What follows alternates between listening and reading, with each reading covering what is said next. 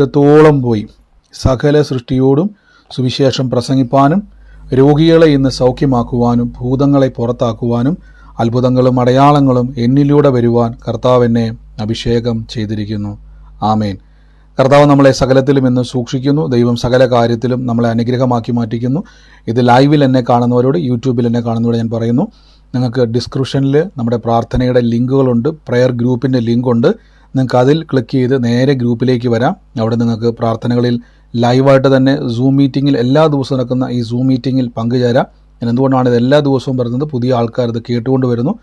പലരും വാട്സാപ്പിൽ പിന്നീടാണ് ഞാൻ കാണുന്നത്, ബ്രദറെ ടൈം എപ്പോഴാണ്, പ്രയറിൻ്റെ സമയം എപ്പോഴാണെന്ന് ചോദിക്കുമ്പോഴാണ് ഞാനും കാണുന്നത്.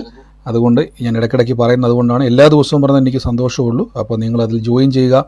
കർത്താവ് നമ്മളെ സകലത്തിലും സൂക്ഷിക്കുന്നല്ലോ. ഓരോ ദിവസവും കൃപ നമ്മളിൽ പൊതിയുന്നതുകൊണ്ട് യേശു ക്രിസ്തുവിൽ വിശ്വസിക്കുന്ന നിങ്ങളും ഞാനും ഒരു നാളും നശിക്കത്തില്ല. ദൈവത്തിൻ്റെ പദ്ധതി എന്ന് പറഞ്ഞാൽ നമ്മൾ ബൈബിൾ വ്യക്തമായി പറയുന്നു, കർത്താവിൽ വിശ്വസിക്കുന്ന ദൈവത്തിനൊരു പ്രത്യേകതയുണ്ട്. ദൈവം ഒരു വാക്ക് പറഞ്ഞാൽ ദൈവം ഒരിക്കലും ഇത് മാറ്റി പറയത്തില്ല. ദൈവം ഒരിക്കലും ആ വാക്കിൻ്റെ മേൽ ഒന്നും കൂട്ടിച്ചേർക്കത്തില്ല. നമ്മൾ നശിക്കത്തില്ലെന്ന് പറഞ്ഞാൽ, പലപ്പോഴും ചിലർ പറയാറുണ്ട്, ബ്രദറെ വചനം അങ്ങനെ പറയുന്നുണ്ടെങ്കിലും മിക്ക ആളുകളുടെയും ജീവിതത്തിൽ എന്തുകൊണ്ടത് സംഭവിക്കുന്നു? നിങ്ങൾ ശ്രദ്ധിച്ചാൽ മതി. നമ്മൾ ദൈവം പറഞ്ഞതിൻ്റെ വിപരീതമായി സംസാരിക്കാനും പോകരുത്, നമ്മൾ അതിനെതിരെ പ്രവർത്തിക്കാൻ പോകരുത്, അതിനെതിരെ പറയുന്നവരുടെ കൂടെ പോയി ആമേൻ പറയുക പോലും ചെയ്യരുത്. അങ്ങനെ പറഞ്ഞാൽ നാം ദൈവത്തെ മറുതലിച്ച് ബിലയാമിൻ്റെ പക്ഷത്ത് ചേരുന്ന അവസ്ഥ നമുക്കുണ്ടാകും. നമുക്കറിയാം, ബിലയാമ് പഴയ നിയമം നിങ്ങൾ വായിക്കുന്ന സമയത്ത് ബിലയാമിനെ പറ്റി പറയുന്നു, ദൈവം പറഞ്ഞൊരു വാക്കുണ്ട്, നിങ്ങൾ എന്ത് ചെയ്യരുത്? പരസംഗം ചെയ്യരുത്.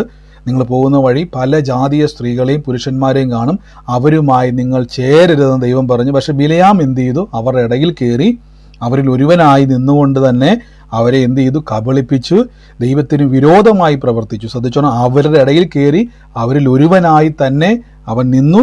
മാനസാന്തരപ്പെട്ടവനെ പോലെ അവൻ നിന്നു, പക്ഷെ അവൻ മാനസാന്തരപ്പെട്ടവനല്ലായിരുന്നു. ഞാനിത് പറയാൻ കാരണം, നമ്മൾ സൂക്ഷിക്കണം. ഈ കാലഘട്ടത്തിൽ വചനത്തിന് വിരുദ്ധമായത് കേട്ട് അതിന് ആമേൻ പറയുമ്പോൾ നിങ്ങൾ അതിനെന്ത് ചെയ്യുകയാണ്? ദൈവത്തിന് വിരോധമായി പ്രവർത്തിക്കുകയും നമ്മൾ പോലും അറിയാതെ നമ്മൾ പിശാചിന് തല വെച്ച് കൊടുക്കുന്നവരാകരുത്. ആമേൻ. നമുക്ക് ഒരുമിച്ച് ഇന്ന് കർത്താവിൻ്റെ തിരുസന്നിധിയിൽ മുന്നോട്ട് പോകാം. തുടർമാനമായിട്ട് നമ്മൾ ഈ ദിവസങ്ങളിൽ മർക്കോസ് ലീഹായുടെ സുവിശേഷമാണ് കേട്ടുകൊണ്ടിരിക്കുന്നത്. എനിക്ക് തോന്നുന്നത് 8, 9 അധ്യായത്തോളം നമ്മൾ എത്തി. കഴിഞ്ഞ ദിവസം 1-ാം അധ്യായം മുതൽ മർക്കോസ് ലീഹായുടെ സുവിശേഷത്തിൽ നിന്നാണ് നമ്മൾ ചിന്തിച്ചു വന്നുകൊണ്ടിരുന്നത്.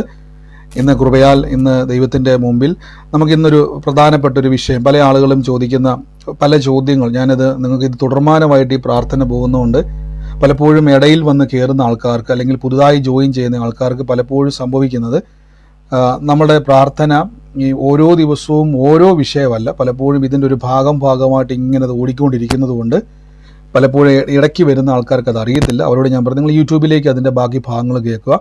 ഇന്ന് നമ്മൾ കേൾക്കാൻ പോകുന്നൊരു വചന ചിന്ത, യേശു ക്രിസ്തുവിലാണോ നമ്മളെ ഒന്ന് പരിശോധിക്കാൻ വേണ്ടി പോവാണ്. എന്തിനാണ് ഞാൻ പലപ്പോഴും ക്രിസ്തുവിലാണോ എന്ന് നിങ്ങളോട് എപ്പോഴും ഞാൻ ചോദിക്കാറുണ്ട്. നിങ്ങൾ ശ്രദ്ധിച്ചോന്ന് എനിക്കറിയത്തില്ല. ഞാൻ ഏറ്റവും കൂടുതൽ ചോദിക്കുന്ന ഒരു ചോദ്യമാണ്, നിങ്ങൾ ക്രിസ്തുവിലാണോ? എന്തിനാണ് ഞാനത് ചോദിക്കുന്നത് ചോദിച്ചു കഴിഞ്ഞാൽ, ക്രിസ്തുവിലിരിക്കുന്ന ഒരു വ്യക്തിയുടെ പ്രത്യേകത, ഒരാൾ യേശു ക്രിസ്തുവിലാണ് ഇരിക്കുന്നതെങ്കിൽ ആ വ്യക്തിയുടെ ജീവിതത്തിൽ ഒന്നും ചെയ്യണ്ട. അയാളുടെ ജീവിതത്തിലേക്ക് സ്വർഗത്തിലെ സകല കാര്യങ്ങളും, സ്വർഗത്തിലെ മാത്രമല്ല ഭൂമിയിലെ സകല നന്മകളും ആ വ്യക്തിയുടെ പുറകെ വരും. ഇന്നലെ കേട്ട വചനഭാഗമല്ല, നമ്മൾ എന്തിനെ പറ്റിയാണ് ചിന്തിച്ചതെന്ന് വചനം പറയേണ്ട, ഏത് ഭാഗമാണ് എന്തിനെ പറ്റിയാണ് ചിന്തിച്ചതെന്ന് ആർക്കെങ്കിലും ഓർമ്മയുണ്ടോ? സൂപ്പർ നാച്ചുറൽ പവർ, ക്രിസ്തുവിലുള്ള പാവം, അസാധാരണമായ അത്ഭുതങ്ങൾ, വിശ്വാസത്തെ കുറിച്ച്. ആമേൻ. നമ്മൾ ഇന്നലെ സൂപ്പർ നാച്ചുറൽ ആയിട്ടുള്ള ലൈഫ് സ്റ്റൈൽ അല്ലെങ്കിൽ അസാധാരണമായിട്ടുള്ളൊരു ലൈഫ് സ്റ്റൈൽ നമുക്കുണ്ടെന്ന് നമ്മൾ ഇന്നലെ കേട്ടു. വിശ്വാസത്തെയും അവിശ്വാസത്തെയും പറ്റി കേട്ടു. കർത്താവ് എന്തുകൊണ്ടാണ് അവരുടെ അവിശ്വാസ നിമിത്തം ദൈവപ്രവൃത്തി ചെയ്തില്ല? അതിൻ്റെ അർത്ഥം അവർ അത്ഭുതത്തിൽ വിശ്വസിക്കാത്തവരെന്നുള്ളതല്ല, അവർ ക്രിസ്തുവിനെ ലോകപരമായി ബന്ധപ്പെടുത്തി. നമ്മളും പലപ്പോഴും ലോകപരമായി ദൈവസന്നിധിയിൽ ചിന്തിക്കരുത്. ഇന്ന് ഈ വചനം കേൾക്കുന്ന നിമിഷവും ദൈവത്തിന് പ്രവർത്തിക്കുവാൻ കഴിയും. ഇന്ന് ഈ ഒരു സമയത്തും കർത്താവിന് നിങ്ങളുടെ ജീവിതത്തിൽ ദൈവത്തിൻ്റെ വലിയ പ്രവൃത്തികളെ ചെയ്യുവാൻ കഴിയും. അങ്ങനെ വേണം നമ്മൾ ദൈവസന്നിധിയിൽ ഇരിക്കാൻ. കർത്താവ് നമ്മളെ സകലത്തിലും ഇന്ന് സൂക്ഷിക്കുന്നല്ലോ. യേശു ക്രിസ്തുവിൻ്റെ നാമത്തിൽ പ്രാർത്ഥിക്കുന്നു. തുടക്കത്തിൽ തന്നെ ദൈവാത്മാവിനോട് ഒരു കാർത്തിക എന്ന് പറയുന്ന ഒരു മകൾക്ക് വേണ്ടി ഈ ഒരു സമയം വേഗത്തിൽ പ്രാർത്ഥിക്കുവാൻ എൻ്റെ ഹൃദയത്തിൽ കർത്താവ് ഒരു നിയോഗം തരുന്നു. കാർത്തിക എന്നാണ് ആ മകളെ വിളിക്കുന്നത്. ആ മകളുമായിട്ട് ബന്ധപ്പെട്ട് കാർത്തികയുമായിട്ട് ബന്ധപ്പെട്ട് ഈ ദിവസങ്ങളിൽ കർത്താവ് ആരാണോ അതുമായിട്ട് ബന്ധപ്പെട്ട് നിൽക്കുന്നത് കാർത്തികയുടെ വീട്ടിൽ പോയിട്ട് പറയണം, ഈ ദിവസങ്ങളിൽ കർത്താവിൻ്റെ യേശുവിൽ വിശ്വസിച്ചാൽ നിങ്ങളുടെ കുടുംബത്തിൻ്റെ അകത്തിരിക്കുന്ന കുരുക്കുകൾ, നിങ്ങൾ കർത്താവ് ഇങ്ങനെ പറക്കുന്നത് ആരാത് പറഞ്ഞു. കാർത്തിക എന്ന് പറഞ്ഞൊരു മോള് എന്റെ കൂടെ ചർച്ചയിൽ വന്നോണ്ടിരുന്നായിരുന്നു. നമ്മളിപ്പം പിന്മാറി പോയേ ഉള്ളൂ. അവരോട് പോയി പറയണം, ഈ ദിവസങ്ങളിൽ കർത്താവിലേക്ക് വരാൻ പറയണം. കർത്താവിലേക്ക് വന്നു കഴിഞ്ഞാൽ അല്ലെങ്കിൽ അവളുടെ ജീവിതത്തിൻ്റെ അകത്ത് വലിയൊരു അനർത്ഥത്തെ വരാൻ സാധ്യതയുണ്ട്. അത് ഒരിക്കലും ദൈവം തരുന്നതല്ല. കർത്താവിലേക്ക് വരിക, പിശാചിനെ നമ്മൾ വിട്ടുകൊടുക്കുന്നവരാകരുത്. യേശുവിലേക്ക് വന്നാൽ, എൻ്റെ തുടക്കത്തിലെ ദൈവാത്മയുടെ പെട്ടെന്ന് നിർബന്ധം എന്നുകൊണ്ടാണ് ഞാൻ പറഞ്ഞത്, അമ്മയോട് പറയണം, പിന്മാറിപ്പോയിട്ട് പറയണം, യേശു ഈ വീഡിയോ കേൾപ്പിക്കണം. നമ്മളെ വീഡിയോ കേൾപ്പിച്ച് പറഞ്ഞാൽ കർത്താവ് നിന്നെ കാണുന്നുണ്ട്, നീ തകർന്നു പോകാനല്ല യേശുവിൻ്റെ പ്ലാൻ, പിശാചിൻ്റെ കയ്യിൽ ഇണങ്ങാൻ വേണ്ടിയല്ല, യേശുവിൽ നീ ജയാളിയാകാൻ വേണ്ടിയാണെന്ന് പറയണം. കർത്താവ് അനുഗ്രഹിക്കട്ടെ സിസ്റ്ററെ, പറയണം. ഇന്ന് തന്നെ കഴിയുമെങ്കിൽ ഇത് കേൾപ്പിക്കണം, ഇന്ന് തന്നെ അത് പറയണം. കർത്താവ് അനുഗ്രഹിക്കട്ടെ. നമുക്ക് ഒരുമിച്ച് പ്രാർത്ഥനയോടെ തന്നെ തിരുസന്നിധിയിൽ മുന്നോട്ട് പോകാം. ഇന്ന് നമ്മൾ ചിന്തിക്കാൻ പോകുന്ന, പലപ്പോഴും എൻ്റെ ജീവിതത്തിൽ ഞാൻ ആദ്യമൊക്കെ ക്രിസ്തീയ ജീവിതം എന്ന് പറഞ്ഞാൽ നമ്മൾ പലപ്പോഴും കേട്ടിരിക്കുന്ന ഇതേപോലെയുള്ള കഷ്ടതയും ദുരിതവും പ്രയാസവും വലിയൊരു ത്യാഗ ജീവിതമായിട്ടാണ് ഞാൻ തുടക്ക കാലഘട്ടത്തിൽ കേട്ടിരുന്നത്. പക്ഷെ എനിക്ക് ബൈബിൾ വായിച്ചപ്പോൾ ഞാൻ ഞെട്ടിപ്പോയി. നിങ്ങൾ പലപ്പോഴും നമ്മൾ കേട്ടിരിക്കുന്നത് ക്രിസ്തീയ ജീവിതം എന്ന് പറഞ്ഞാൽ നമ്മളെന്തോ ത്യാഗം ചെയ്യുന്ന, നമ്മൾ ഭയങ്കരമായിട്ട് സ്ട്രഗിൾ ചെയ്ത് നമ്മൾ ദൈവത്തിന് വേണ്ടി എന്തോ വലിയ കാര്യം ചെയ്യുന്നത് പോലൊരു ജീവിതമാണ് ക്രിസ്തീയ ജീവിതം എന്നാണ് നമ്മൾ പലപ്പോഴും, നിങ്ങളങ്ങനെ കേട്ടിട്ടില്ലായിരിക്കും, ഞാൻ കേട്ടിരിക്കുന്നത് അങ്ങനെയാണ്.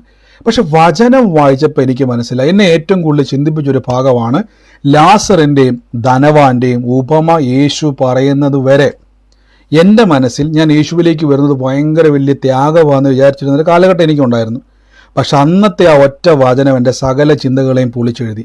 കാരണം യേശുവിലേക്ക് വരുമ്പോൾ എനിക്ക് ലഭിക്കുന്നത് ആ ധനവാനായ മനുഷ്യൻ, ഭൂമിയിൽ വലിയ ആളൊക്കെയാണ്, ഞാൻ ഇന്നാൾ പറഞ്ഞായിരുന്നു, ധനവാനായതുകൊണ്ടല്ല അയാൾ നരകത്തിൽ പോയെന്നുള്ളത് ഞാൻ നേരത്തെ പറഞ്ഞിട്ടുണ്ട്. അയാൾ പോകാൻ കാരണം എന്നാന്നുള്ളത് ഞാൻ നേരത്തെ പറഞ്ഞിട്ടുള്ളത് കൊണ്ട് ഞാൻ എന്ത് ചെയ്യുന്നില്ല, ഇന്നത് ഞാൻ എക്സ്പ്ലെയിൻ ചെയ്യുന്നില്ല. യൂട്യൂബിൽ കിടപ്പുണ്ട്.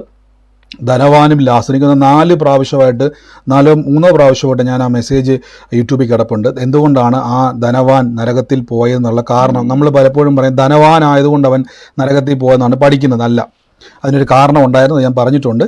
അപ്പോൾ ഇത് കേട്ട് കഴിഞ്ഞോടെ എനിക്ക് മനസ്സിലായത്, നമ്മൾ ഈ വന്നിരിക്കുന്നത് ത്യാഗജീവിതമൊന്നുമല്ല, ഇതിൽ പകരം ഭാഗ്യമായൊരു ജീവിതം വേറെയില്ല കേട്ടോ. ലോകത്തിലെ ഏറ്റവും വലിയ പണക്കാരനും ലോകത്തിലെ ഏറ്റവും വലിയ പ്രഭുവിനും ലോകത്തിലെ ഏറ്റവും വലിയ രാജാവിനും ലോകത്തിലെ ഏറ്റവും വലിയ ശ്രേഷ്ഠനും ലഭിക്കാത്ത പദവിയാ ഒരു വിശ്വാസിക്ക് ലഭിച്ചിരിക്കുന്നത്. നമ്മളിപ്പോൾ പറയത്തില്ല, ലോട്ടറി അടിക്കുന്നതിനെ പറ്റി നമ്മൾ ഭാഗ്യവാൻ പറയത്തില്ലേ? സ്വർഗത്തിലെ ദൂതന്മാർ പറയും, നമ്മൾ എന്നെ ഭാഗ്യവാന്മാർ, യേശുവിനെ കണ്ടെത്തിയിരിക്കുന്നു, കർത്താവിലേക്ക് വന്നിരിക്കുന്നു. മനസ്സിലാകുന്നുണ്ടോ? ഇപ്പം ഞാൻ പറയാം, ഞാൻ ആദ്യമായിട്ട് ഈ മൊബൈൽ ഫോൺ എടുക്കുന്ന സമയത്ത്, എൻ്റെ കയ്യിലിരിക്കുന്ന ഫോൺ എടുക്കുന്ന സമയത്ത് ഞാൻ ഏറ്റവും കൂടുതൽ കുറ്റം പറഞ്ഞ ആളാണ്. ഞാനത് വേറൊന്നുമല്ല, എനിക്ക് ഏറ്റവും കൂടുതൽ ഇഷ്ടമില്ലാതെ ഈ ഫോൺ എടുക്കണ്ടായിരുന്നു. എന്തിനാണ്, എനിക്ക് പഴയ സാംസങ്ങിൻ്റെ ഫോൺ തന്നെ മതിയായിരുന്നു, വെറുതെ അങ്ങനെ പറഞ്ഞു, ആപ്പിളാണ് ഈപ്പിളാന്നൊക്കെ പറഞ്ഞുകൊണ്ട് എനിക്ക് ഭയങ്കര കുറ്റം പറഞ്ഞു. പക്ഷേ ഇത് ഞാൻ യൂസ് ചെയ്യാൻ തുടങ്ങിക്കഴിഞ്ഞപ്പോഴാണ് എനിക്ക് മനസ്സിലായി, ഞാനത് ഫോണിൻ്റെ പരസ്യമൊന്നുമല്ല, ഇത് ഉപയോഗിക്കാൻ തുടങ്ങിയപ്പോൾ, നിങ്ങളും പലപ്പോഴും അങ്ങനെയല്ല, ആദ്യം നിങ്ങൾ പഴയ ഒരു നോക്കിയയുടെ ചെറിയ ഫോണിൽ നിന്നും ഒരു സൗണ്ട് മാത്രം നിൽക്കുന്ന ഒരു ഫോണിൽ നിന്നും പെട്ടെന്നൊരു ആൻഡ്രോയിഡ് ഫോണിലേക്ക്, ഹൈ ഫെസിലിറ്റി ഉള്ളൊരു ഫോണിൽ നമുക്ക് എന്ത് ബുദ്ധിമുട്ടായിരുന്നല്ലേ?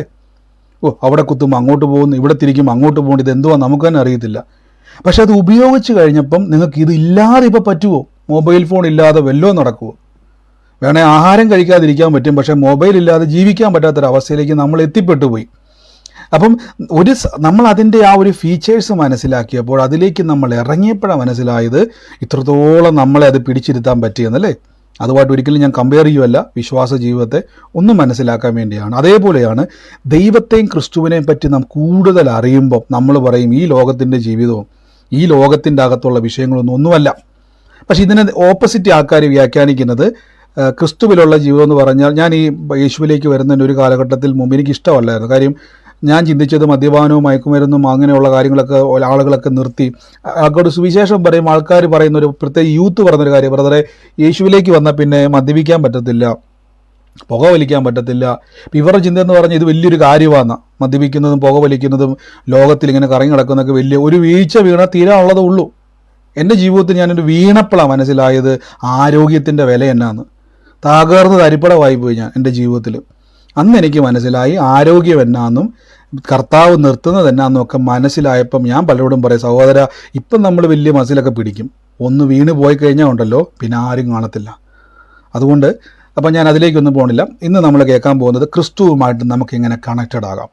ഒരു 1-2 വാക്യങ്ങൾ നമ്മൾ പലപ്പോഴും കേട്ട് പരിചയപ്പെട്ട വാക്യങ്ങളൊക്കെയാണ്. എങ്കിലും നിങ്ങൾക്കത് മർക്കോസ് ശ്ലീഹായുടെ സുവിശേഷം 8-ാം അധ്യായത്തിൽ നിന്നാണ് നമ്മളിന്ന് കേൾക്കാൻ വേണ്ടി പോകുന്നത്. കർത്താവിൻ്റെ കൃപയാൽ നോട്ട് ചെയ്ത് വെക്കുക. പ്രാർത്ഥനയോടെ തന്നെ ഇരുന്നോണം. പരിശുദ്ധാത്മാവെ എന്നെ അങ്ങ് സ്പർശിക്കണം, കർത്താവിൻ്റെ ആലോചനയാൽ എന്നെ ബലപ്പെടുത്തണം. ഞാൻ എപ്പോഴും പറയും, രോഗസൗഖ്യത്തിന് വേണ്ടി നിങ്ങൾ കാത്തിരിക്കുന്നവരല്ല. ഞാൻ ഇങ്ങനെ പറയുകയാണ്, നിങ്ങൾക്ക് രോഗിയായിരിക്കാൻ പറ്റത്തില്ല. ഇന്ന് രോഗത്താൽ ആരെങ്കിലും ഭാരപ്പെടുന്നുണ്ടെങ്കിൽ, രോഗക്കിടക്കെ കിടപ്പുണ്ടെങ്കിൽ ഞാൻ പറയുന്ന കിടക്കാൻ പറ്റത്തില്ല, എണീറ്റേ പറ്റത്തുള്ളൂ, സൗഖ്യമായേ പറ്റത്തുള്ളൂ, അത്ഭുതമായേ പറ്റത്തുള്ളൂ. കാര്യം നമ്മൾ കേട്ടുപോയി യേശു എനിക്ക് വേണ്ടി മുറിവേറ്റെന്ന് നിങ്ങൾ അറിഞ്ഞുപോയി. അങ്ങനെയെങ്കിൽ എണീറ്റ് വന്നേ പറ്റത്തുള്ളൂ. മനസ്സിലാകുന്നുണ്ടോ? കിടക്കരുത് അവിടെ. രോഗികളോട് ഞാൻ പറയുന്നു, കോംപ്രമൈസ് ചെയ്യരുത്. ഇത് കേട്ടില്ലായിരുന്നെങ്കിൽ അവിടെ കിടന്നോ നിങ്ങൾ, മരിച്ചോ നിങ്ങൾ, അവിടെ കിടന്ന് തീർന്നോ നിങ്ങൾ. പക്ഷെ ഇത് കേട്ടുപോയെങ്കിൽ ഞാൻ പറയുന്നു, യേശുവിൻ്റെ നാമത്തിൽ എണീറ്റ് വന്നേ പറ്റത്തുള്ളൂ. നിങ്ങൾ സൗഖ്യമായിരിക്കും. കാര്യം ഇത് വചനമാണ്, ഇത് ദൈവമാണ്. ഇതിൻ്റെ ശക്തിയെ പിടിച്ചു നിർത്താൻ ആർക്കും പറ്റത്തില്ല. ആമേൻ. പരിചിതമായ വാക്യമാണ്. മർക്കോസ് ശ്ലീഹായുടെ സുവിശേഷത്തിൽ ഞാനത് വായിക്കുകയാണ്. മത്തായിലും യോഹന്നാനിലും ഒക്കെ ഈ വാക്യമുണ്ട്. ഞാൻ അതിലേക്കൊന്നും പോകുന്നില്ല, നിങ്ങൾ എടുത്താൽ മതി. കർത്താവ് പറഞ്ഞൊരു വാക്കാണ്. പിന്നെ കർത്താവ് പുരുഷാരത്തെയും തൻ്റെ ശിഷ്യന്മാരെയും അരികെ വിളിച്ചിട്ട് അവരോട് പറഞ്ഞത്, ഒരുവൻ തന്നെ അനുഗമിക്കാൻ ഇച്ഛിച്ചാൽ അവൻ തന്നെത്താൻ ത്യജിച്ച് തൻ്റെ ക്രൂശ് എടുത്തുകൊണ്ട് എന്നെ അനുഗമിക്കട്ടെ. ആരെങ്കിലും തൻ്റെ ജീവനെ രക്ഷിപ്പാൻ ഇച്ഛിച്ചാൽ അതിനെ കളയും. ആരെങ്കിലും എൻ്റെ സുവിശേഷത്തിൻ്റെയും നിമിത്തം തൻ്റെ ജീവനെ കളഞ്ഞാൽ അതിനെ രക്ഷിക്കും. ഒരു മനുഷ്യൻ സർവ്വലോകവും നേടിയാലും തൻ്റെ ജീവനെ കളഞ്ഞാൽ അവൻ എന്തു പ്രയോജനം? ഈ അവസാനത്തെ വാക്ക് ശ്രദ്ധിച്ചായിരുന്നോ? 36-ാമത്തെ വാക്യം. നിങ്ങൾ എവിടെയെങ്കിലും ഈ വാക്യം, ആരെങ്കിലും, ഈ വാക്യമല്ല, ഇതിൻ്റെ വേറൊരു വാക്യമുണ്ട്, പ്രത്യേകിച്ച് POC ബൈബിളിൽ അത് വ്യക്തമായിട്ട് നമുക്ക് പരിചിതമായ, നമ്മൾ ഏറ്റവും കൂടുതൽ വഴിയിൽ ഭിത്തികളിലുമൊക്കെ കണ്ടിട്ടുള്ള ഒരു വാക്കുണ്ട്. ഇതിൻ്റെ അകത്ത് ജീവനാണ് കൊടുത്തിരിക്കുന്നത്, പക്ഷെ മറ്റൊരു വാക്കാണ് പലപ്പോഴും നമ്മൾ വഴികരിയിൽ കണ്ടിരിക്കുന്നത്. POC ബൈബിളിൽ കറക്റ്റായിട്ടുണ്ട്. ആർക്കെങ്കിലും ഓർമ്മയുണ്ടോ? ഒരുവൻ ലോകം മുഴുവൻ നേടിയാലും സ്വന്തം ആത്മാവിനെ നഷ്ടമാക്കി അവന് എന്ത് പ്രയോജനം? ആമേൻ. അത് POC ബൈബിളിൽ വ്യക്തമായിട്ടുണ്ട്. ഞാൻ POC ബൈബിളിൽ നിന്ന് വായിക്കാം.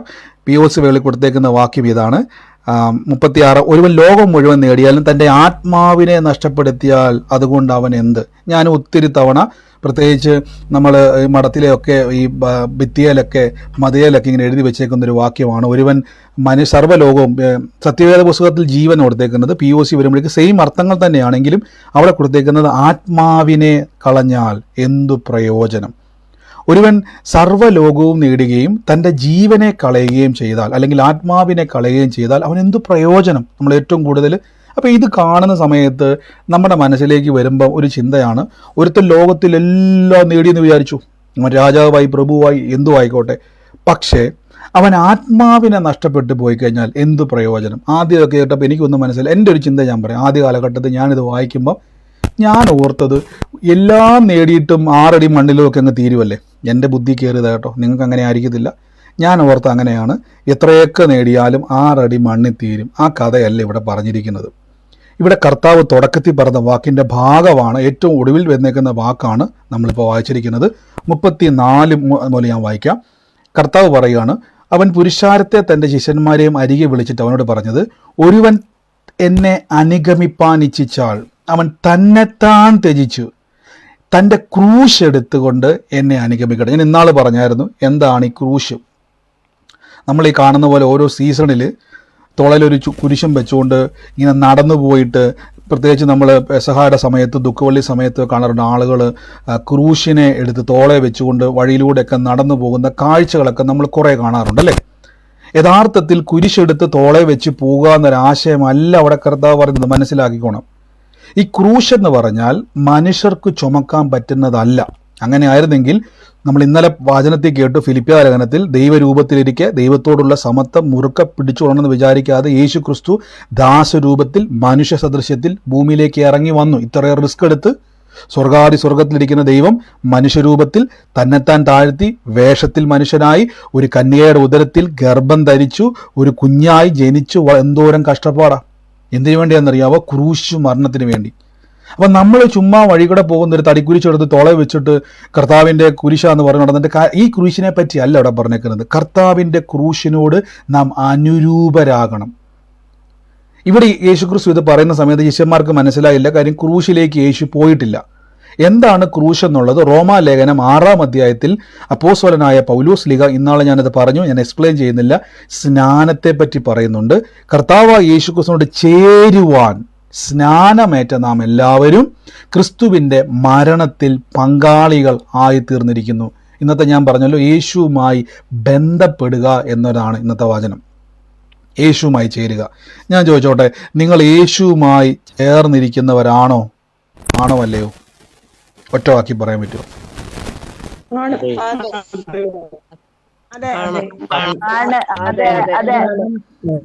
ആമേൻ. ആമേൻ. എന്നാൽ ഞാൻ ഒന്ന് രണ്ട് ചോദ്യങ്ങളിലേക്ക് ഞാൻ പോകാൻ വേണ്ടി പോവാണ്. പ്രാർത്ഥനയോടെ തന്നെ ഇരുന്നോണം. യേശുവുമായി നാം ചേരുക എന്ന് പറഞ്ഞാൽ തുടക്കത്തിൽ പറഞ്ഞല്ലോ, ക്രിസ്തീയ ജീവിതം എന്ന് പറഞ്ഞാൽ ആളുകളുടെ ചിന്ത എന്ന് പറഞ്ഞാൽ ത്യാഗ ജീവിതം എന്നാണ്. ഒരിക്കലും ഇത് ത്യാഗ ജീവിതമല്ല. ഇതിൽ പരം ഭാഗ്യം വേറെയില്ല. എന്തുകൊണ്ടെന്നാൽ നിങ്ങൾക്ക് 2 ഗുണങ്ങളാണ് കിട്ടുന്നത്. ഒന്ന്, ഈ ഭൂമിയിൽ റോമർക്ക് എഴുതിയ ലേഖനം 5-ാം അധ്യായത്തിൽ പറയുന്നു, ഏകന്റെ ലംഘനത്താൽ മരണം ഏകൻ നിമിത്തം.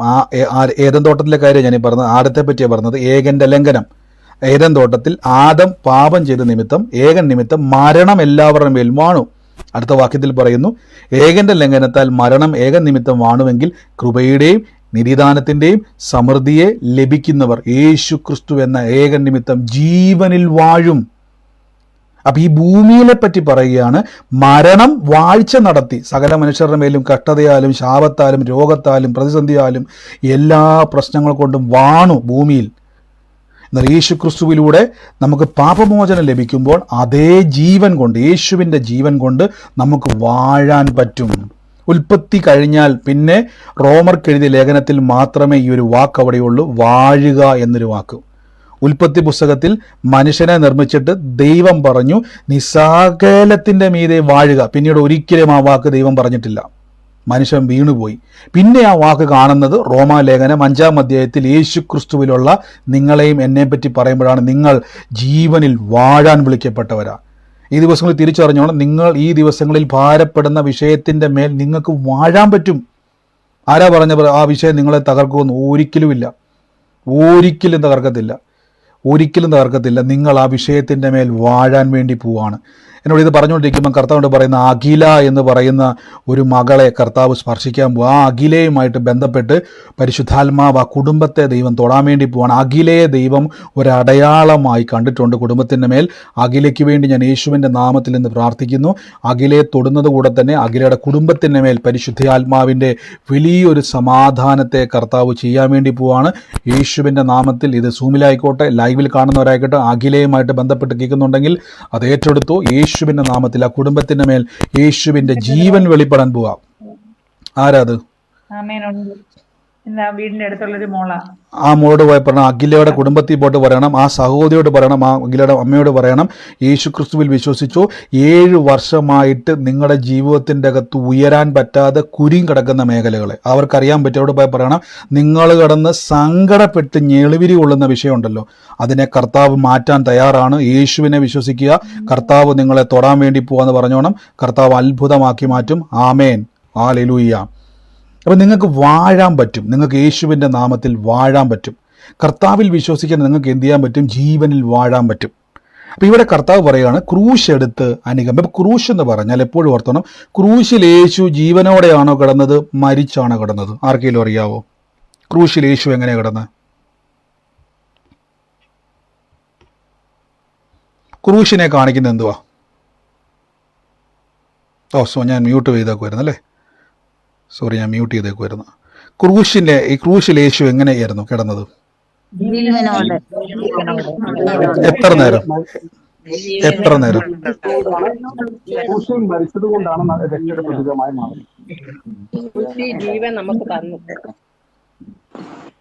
യേശു ക്രൂശിൽ കിടക്കുന്ന സമയത്ത് യേശു ക്രൂശിൽ കിടക്കുന്ന എപ്പോഴും നിങ്ങൾക്ക് മനസ്സിലേക്ക് വരുമ്പോൾ ഓർത്തണം, അവിടെ ജീവനെ കാണിക്കുകയല്ല. ബൈബിളിൽ ഇങ്ങനെ പറഞ്ഞിരിക്കുന്നത്, വാഴ്ചകളെയും അധികാരങ്ങളെയും ആയുധവർഗം വെപ്പിച്ച് ക്രൂശിൽ അവരുടെ മേൽ യേശു ജയോത്സവം കൊണ്ടാടി. ക്രൂശിനെ കാണിക്കുന്നത് എപ്പോഴും ഓർത്തോണം. റോമർക്ക് എഴുതിയ ലേഖനത്തിൽ പറയുന്നു, യേശു ക്രിസ്തുവിൻ്റെ റോമലേഖനം, ഞാൻ ആ വാക്യം നിങ്ങൾക്ക് പ്രൊജക്റ്റ് ചെയ്ത് കാണിക്കാം. ആകയാൽ നാം എന്ത് പറയുന്നുണ്ട്? കൃപ പരിഗണന പാപം ചെയ്യണമെന്ന് ഒരു നാളുമല്ല, പാപസംബന്ധം മരിച്ചവരെ നാം ഇതിൽ ജീവിക്കുന്ന എങ്ങനെ അല്ല, യേശു ക്രിസ്തുവിനോടുകൂടെ ചേരുവാൻ സ്നാനമേറ്റ നാം എല്ലാവരും അവൻ്റെ മരണത്തിൽ പങ്കാളികളായി തീരുവാൻ സ്നാനമേറ്റിരിക്കും. നിങ്ങൾ അറിയുന്നുവല്ലോ. അങ്ങനെ അവൻ്റെ മരണത്തിൽ പങ്കാളികളായി തീർന്ന നാം, എന്നാണ് ഞാൻ പറഞ്ഞിട്ടുള്ളതാണ് ഈ വാചനത്തെ പറ്റി, യേശുവിനോട് കൂടെ ചേരുക. അപ്പോൾ ക്രൂശിനെ കാണിക്കുന്നത് യേശു ക്രിസ്തു ക്രൂശിൽ ചില മണിക്കൂറുകൾ മാത്രമേ ജീവനോടെ ഉണ്ടായിരുന്നുള്ളൂ. അതിനുശേഷം കർത്താവ് ക്രൂശിൽ വെച്ച് മരണപ്പെട്ടു. നമുക്കറിയാം അല്ലേ? പിതാവ് എൻ്റെ ആത്മാവിനെ ഏൽപ്പിക്കുമെന്ന് പറഞ്ഞു. കർത്താവ് അവിടെ തല ചായ്ച്ചു, മരണപ്പെട്ടു. അപ്പോൾ ക്രൂശിനോട് അനുരൂപരാകുക എന്ന് പറഞ്ഞാൽ ക്രൂശിൻ്റെ മരണത്തിൽ. അപ്പോൾ യേശു എന്തിനു മരിച്ചു? എൻ്റെ പാപം നിമിത്തം മരിച്ചു. യേശു മരിക്കാൻ കാരണം എന്താണ്? എൻ്റെ പാപം. എൻ്റെ പാപത്തിന് എന്നാ പ്രത്യേകത? പാപത്തിനൊരു വാഴ്ചയുണ്ട്. അതെന്താണ് എൻ്റെ വാഴ്ചയെന്ന് വെച്ചാൽ? ശാപം, കഷ്ടത, ദുരിതം, പ്രയാസം, നിത്യമരണം. ഇതെല്ലാം പാപത്തിൻ്റെ വാഴ്ചയാണ്. യേശു എനിക്ക് വേണ്ടി ക്രൂശിൽ മരിച്ചപ്പോൾ എൻ്റെ പാപത്തിൻ്റെ വാഴ്ച അവിടെ അവസാനിച്ചു. യേശുവിനെ അടക്കം ചെയ്തപ്പോൾ എൻ്റെ പാപത്തിൻ്റെ വാഴ്ചയെ അടക്കം ചെയ്തു. അങ്ങനെയെങ്കിൽ യേശു ഉയർത്തെഴുന്നേൽക്കുമ്പോൾ അവിടെ എന്താ സംഭവിക്കുന്നറിയാവോ? ഞാൻ പാപത്തിൻ്റെ അധീനതയിൽ നിന്നും യേശുവിലൂടെ ഉയർത്തെഴുന്നേൽക്കിയിരിക്കുന്നു. പക്ഷെ ഇത് കേട്ടതുകൊണ്ട് കാര്യമില്ല. നാം യേശുവുമായി കണക്റ്റഡ് ആകണം. യേശുവുമായി കണക്റ്റഡ് ആകാൻ വേണ്ടിയാണ് കർത്താവ് ക്രൂശിന് മുമ്പ് പറയുകയാണ് മർക്കോസിൽ, നിങ്ങൾ എൻ്റെ ക്രൂശ് എടുത്ത് എന്നെ അനുഗമിക്കട്ടെ. ആരെങ്കിലും തൻ്റെ ജീവനെ രക്ഷിപ്പാൻ ഇച്ഛിച്ചാൽ അതിനെ കളയും. ആരെങ്കിലും എൻ്റെ സുവിശേഷത്തിൻ്റെയും നിമിത്തം തൻ്റെ ജീവനെ കളഞ്ഞാൽ അതിനെ രക്ഷിക്കും. ശ്രദ്ധിച്ചു നോക്കി, നമുക്ക് ഒരു ബന്ധമില്ലാത്ത ഒരു വാക്ക് പോലെ നിങ്ങൾക്ക് ഇത് ഫീൽ ചെയ്യുന്നില്ലേ?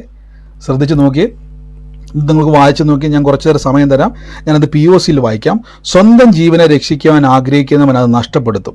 ആരെങ്കിലും എനിക്ക് വേണ്ടിയോ സുവിശേഷത്തിനു വേണ്ടിയോ സ്വന്തം ജീവൻ നഷ്ടപ്പെടുത്തിയാൽ അവൻ അതിനെ രക്ഷിക്കും. ഒരുവൻ ലോകം മുഴുവൻ നേടിയാലും അവൻ്റെ ആത്മാവിനെ നഷ്ടപ്പെടുത്തിയാൽ എന്തു പ്രയോജനം? അപ്പോൾ ഇവിടെ പറഞ്ഞു വന്നിരിക്കുന്നത്, യേശു ക്രിസ്തുവിനോട് നിങ്ങൾ ചേരണം. നമ്മൾ ചിന്തിക്കും ഈ ഭൂമിയിൽ കുറച്ച് നാൾ നമ്മൾ ജീവിക്കും. നമ്മുടെ ചിന്ത എന്ന് പറഞ്ഞാൽ എങ്ങനെയൊക്കെ ജീവിക്കണം എന്നല്ല, ഈ ഭൂമിയിൽ രാജാക്കന്മാരെ പോലെ വാഴാൻ പറ്റും. തെളിവ് എന്നാ ബ്രദറെ? പത്രോസ് ശ്രീകളുടെ ലേഖനം എടുക്കണം. നിങ്ങളോ അന്ധകാരത്തിൽ നിന്നും അത്ഭുത പ്രകാശത്തിലേക്ക് വിളിച്ചവൻ്റെ സൽഗുണങ്ങളെ ഘോഷിപ്പാൻ തിരഞ്ഞെടുത്ത വേലക്കാരോ കൂലിക്കാരോ ദാസന്മാരോ അല്ല, രാജകീയ പുരോഹിത വർഗവും സ്വന്തം ജനമെന്നാണ്, വിശുദ്ധ വംശം എന്നൊക്കെയാണ്. ഇതൊക്കെ പഴയ നിയമത്തിൽ യഹൂദനെ പറ്റി വിശേഷിപ്പിച്ചിരുന്ന വാക്യങ്ങളാണ്. അതൊക്കെ അവരാകുമെന്ന് പറഞ്ഞ വാക്കുകളാണ്. നമ്മൾ രാജകീയ പുരോഹിത വർഗമാണ്. ഒന്ന് ചിന്തിച്ചു നോക്കിയേ, നിങ്ങളൊന്ന് ചിന്തിച്ചു നോക്കിയേ. നമ്മളെയൊക്കെ വിളിക്കുന്ന ബൈബിള് രാജാവേ എന്നൊക്കെയാണ്. ചിരി വരുന്നുണ്ടോ നിങ്ങൾക്കിത് കേൾക്കുമ്പോൾ? നമ്മളെ ബൈബിൾ വിളിക്കുക രാജകീയ പുരോഹിത വർഗം. അതുകൊണ്ടാണ് വാഴ്ച എന്നൊരു വാക്ക് അവിടെ വരാൻ കാരണം. നമ്മുടെ മന്ത്രിക്ക് വാഴാൻ കഴിയത്തില്ല, അറിയാവോ? നമ്മുടെ ഇന്ത്യൻ പ്രസിഡന്റിന് നമ്മളെ വാഴാൻ കഴിയത്തില്ല. ലോകത്തിൽ അമേരിക്കൻ പ്രസിഡന്റിന് വാഴാൻ പറ്റത്തില്ല. കാരണം അവരെല്ലാം തിരഞ്ഞെടുക്കപ്പെട്ടവരാ. പക്ഷെ ഒരു രാജാവിന് വാഴാൻ പറ്റും. മനസ്സിലാകുന്നുണ്ടോ? ഇതേ പദവിയാ നമുക്ക് തന്നിരിക്കുന്നത്. ഈ ദിവസങ്ങളിൽ പറയണം, പിശാശെ നീ എൻ്റെ കാൽ കീഴിലാ. നിങ്ങളുടെ വിഷയത്തോട് പറയണം, നിനക്ക് എന്നെ ജയിക്കാൻ കഴിയത്തില്ല. എൻ്റെ മേൽ രാജകീയമായ ഒരു അഭിഷേകം കിടപ്പുണ്ട്. ആമേൻ. രാജകീയമായ ഒരു അഭിഷേകം കിടപ്പുണ്ട്. നിങ്ങളോട് ഞാൻ പറയാം, രാജകീയ അഭിഷേകത്തിൽ നിന്നുകൊണ്ട് നിങ്ങൾ എന്ത് ചെയ്യണം? സംസാരിക്കണം. അപ്പം നിങ്ങൾ ആദ്യം എന്ത് ചെയ്യണം? യേശുവുമായി കണക്റ്റഡ് ആകണം. ഇതാണ് കർത്താവ് പറഞ്ഞത്, നിങ്ങൾ തന്നെത്താൻ ത്യജിക്കണം. അതാണ് ഈ ത്യജിക്കുക എന്ന് പറഞ്ഞാൽ മരണ ശുശ്രൂഷയെ കാണിക്കുന്നത്. തന്നെത്താൻ ത്യജിക്കുക. അടുത്ത താഴത്തെ വാക്യത്തിൽ ക്ലിയറായിട്ട് പറഞ്ഞിട്ടുണ്ട്, ആരെങ്കിലും തൻ്റെ ജീവനെ രക്ഷിക്കാൻ ഇച്ഛിച്ചാൽ, അതിൻ്റെ അർത്ഥം ജീവനെ കളയണം. എങ്ങനെ കളയാൻ പറ്റും?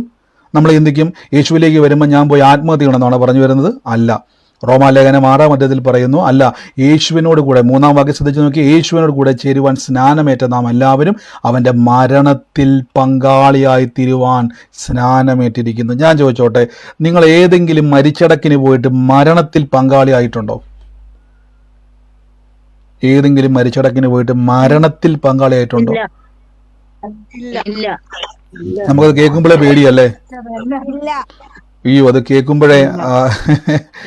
കേൾക്കുമ്പോഴേ നമുക്കൊരു പേടിയാ. അല്ലേ? മരണത്തിൽ പങ്കാളിയായിട്ടില്ല, പക്ഷെ മരണാനന്തര ചടങ്ങുകളിൽ പങ്കാളിയായിട്ടുണ്ട്. പക്ഷെ ഇവിടെ വ്യക്തമായിട്ട് പറയുന്നു മരണത്തിൽ. ശ്രദ്ധിച്ച്, യേശുവിൻ്റെ ശവാടക്കിൽ കൂടിയെന്നല്ല പറഞ്ഞേക്കുന്നത്, കർത്താവിൻ്റെ മരണാനന്തര ചടങ്ങിൽ കൂടിയെന്നല്ല പറഞ്ഞേക്കുന്നത്, കർത്താവിൻ്റെ മരണത്തിൽ. അതെങ്ങനെയാണ് മരണത്തിൽ പങ്കാളിയാകുന്നത്? കല്യാണത്തിൽ പങ്കാളിയാകാൻ പറ്റും, നമുക്ക് അവിടെ പോയിട്ട് എന്ത് ചെയ്യാൻ പറ്റും? അവിടെ ആഘോഷങ്ങളിലൊക്കെ ചേരാൻ പറ്റും. മരണത്തിൽ പങ്കാളിയാകണമെങ്കിൽ ഞാനും മരിക്കണം. ഇതാണ് സ്നാന ശുശ്രൂഷ. ഇതാണ് കർത്താവ് പറഞ്ഞ തന്നെത്താൻ ത്യജിക്കണം. അതുകൊണ്ടാണ് നമ്മൾ പലപ്പോഴും ഭിത്തിയെ കാണുന്ന വാക്യത്തിൽ ഒരുവൻ സർവ്വലോകവും നേടിയാലും തൻ്റെ ആത്മാവിനെ നഷ്ടപ്പെടുത്തിയാൽ എന്താ പ്രയോജനം? അപ്പൊ ആത്മാവിനെ നഷ്ടപ്പെടുത്തണ്ട. ആത്മാവിനെ എന്ത് ചെയ്യണം? യേശുവുമായി കണക്ട് ചെയ്യണം. യേശുവുമായി കണക്ട് ചെയ്യുമ്പോൾ എന്ത് സംഭവിക്കും? നമ്മൾ ഇന്നലെ ഞാൻ കേട്ടു, നിങ്ങൾക്ക് സ്വർഗവുമായി കണക്ഷൻ ഉണ്ടായി. യേശു ആരാണ്? സ്വർഗാദി സ്വർഗത്തിൽ ഏറ്റവും ഉന്നതനായ ദൈവം. കർത്താവുമായി നിങ്ങൾ കണക്റ്റഡ് ആയി കഴിഞ്ഞാൽ, ഞാൻ ചോദിച്ചോട്ടെ, ഈ ഭൂമിയിൽ നിങ്ങൾ ഇപ്പം ഭയപ്പെടുന്ന ഭാരപ്പെടുന്ന വിഷയം നിങ്ങൾക്ക് വലുതാണോ അതോ ചെറുതാണോ? നിങ്ങൾ പറ.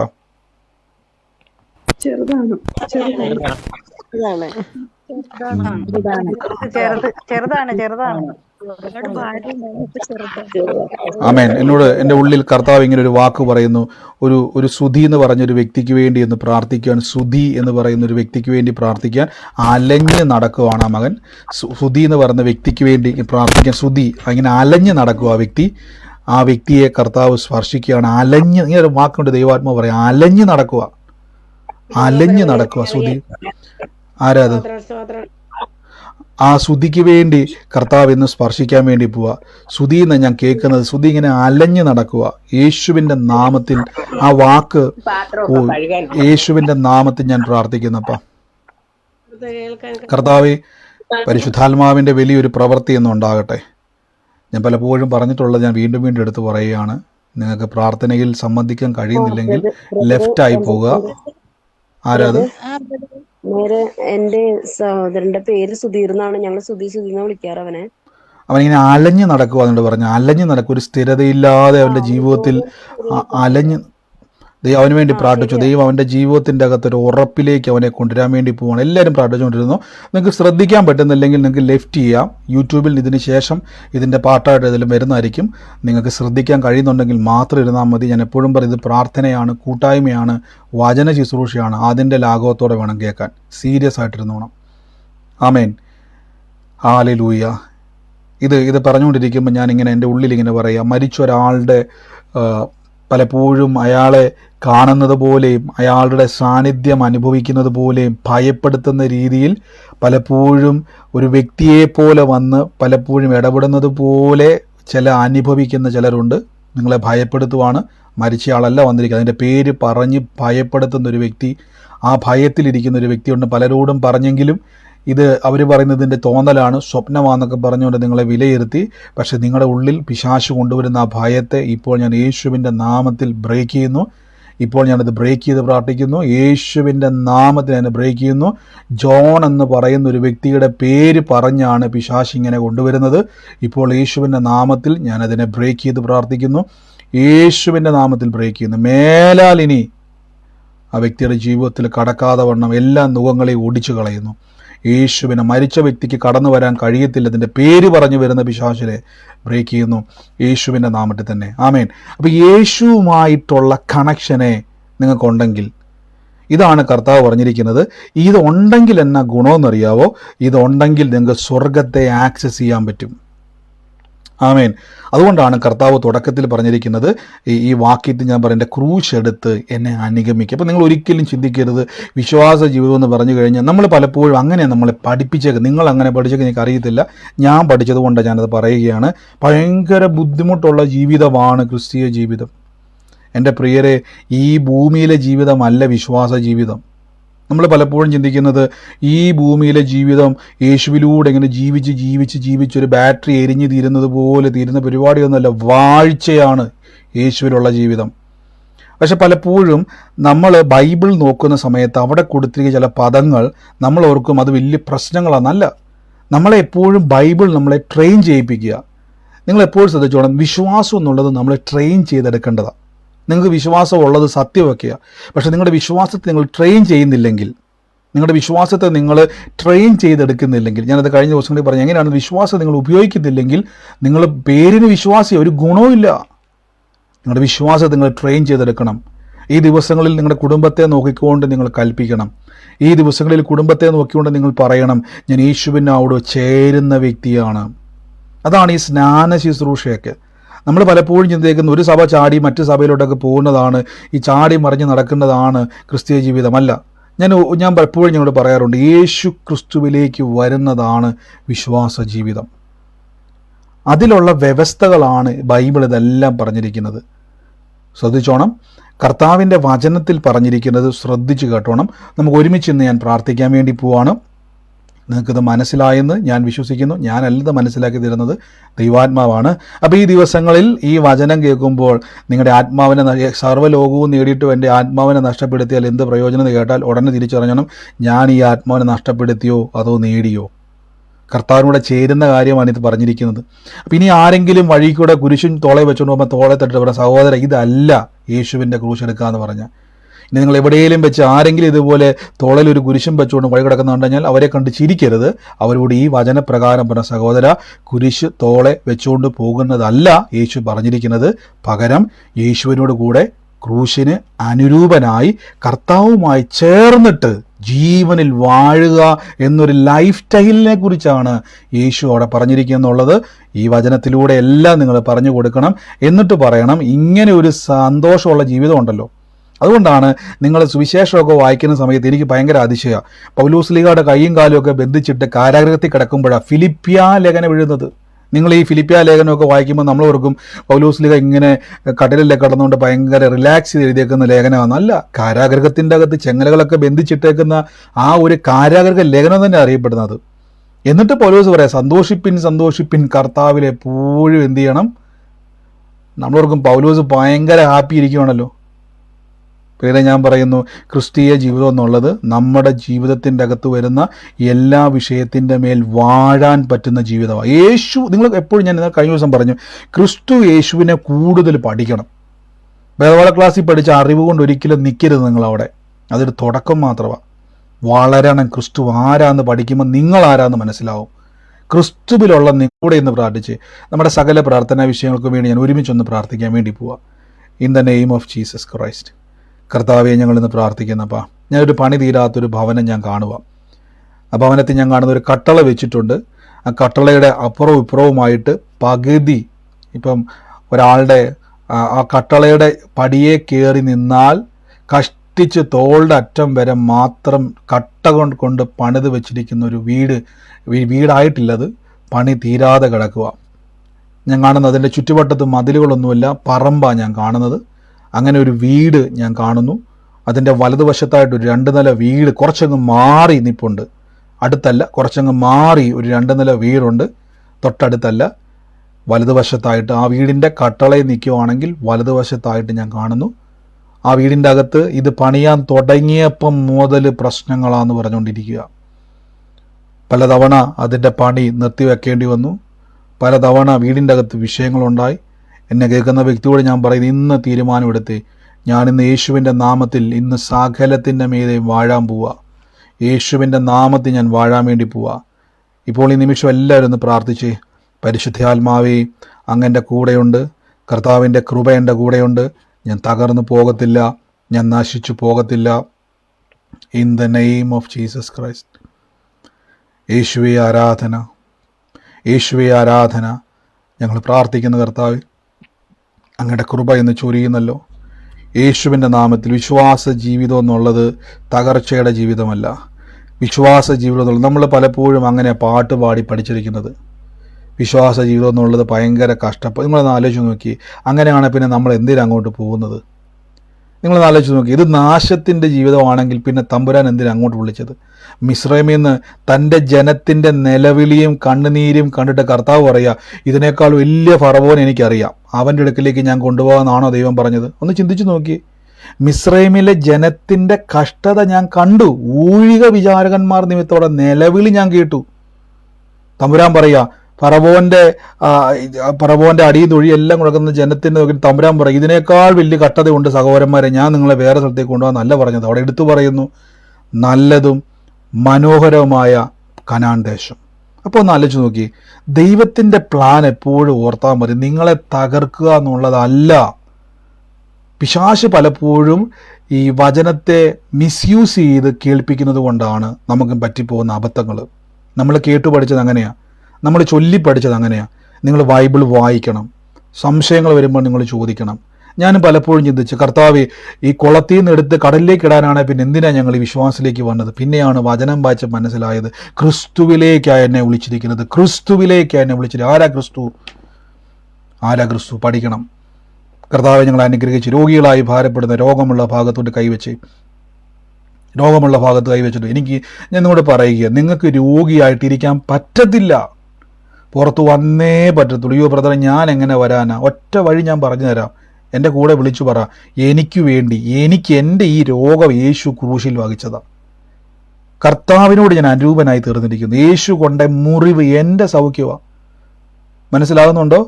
ഇത് നിങ്ങളുടെ അവകാശമാണ്. സൗഖ്യം നിങ്ങൾക്ക് വേണ്ടിയുള്ളതാ. നിങ്ങളുടെ രോഗം മാറാൻ വേണ്ടി യേശു ക്രൂശിൽ മരിച്ചത്. അല്ലാതെ കർത്താവിന് ക്രൂശിൽ, ഞാൻ ചോദിച്ചോട്ടെ, ആ വഴിയെ പോകുന്ന ആ റോമക്കാരനായ ആ പടയാളിയുടെ അടികളുണ്ട വല്ലോ കാര്യമുണ്ട് കർത്താവിന്? നിങ്ങൾക്ക് വേണ്ടിയാ.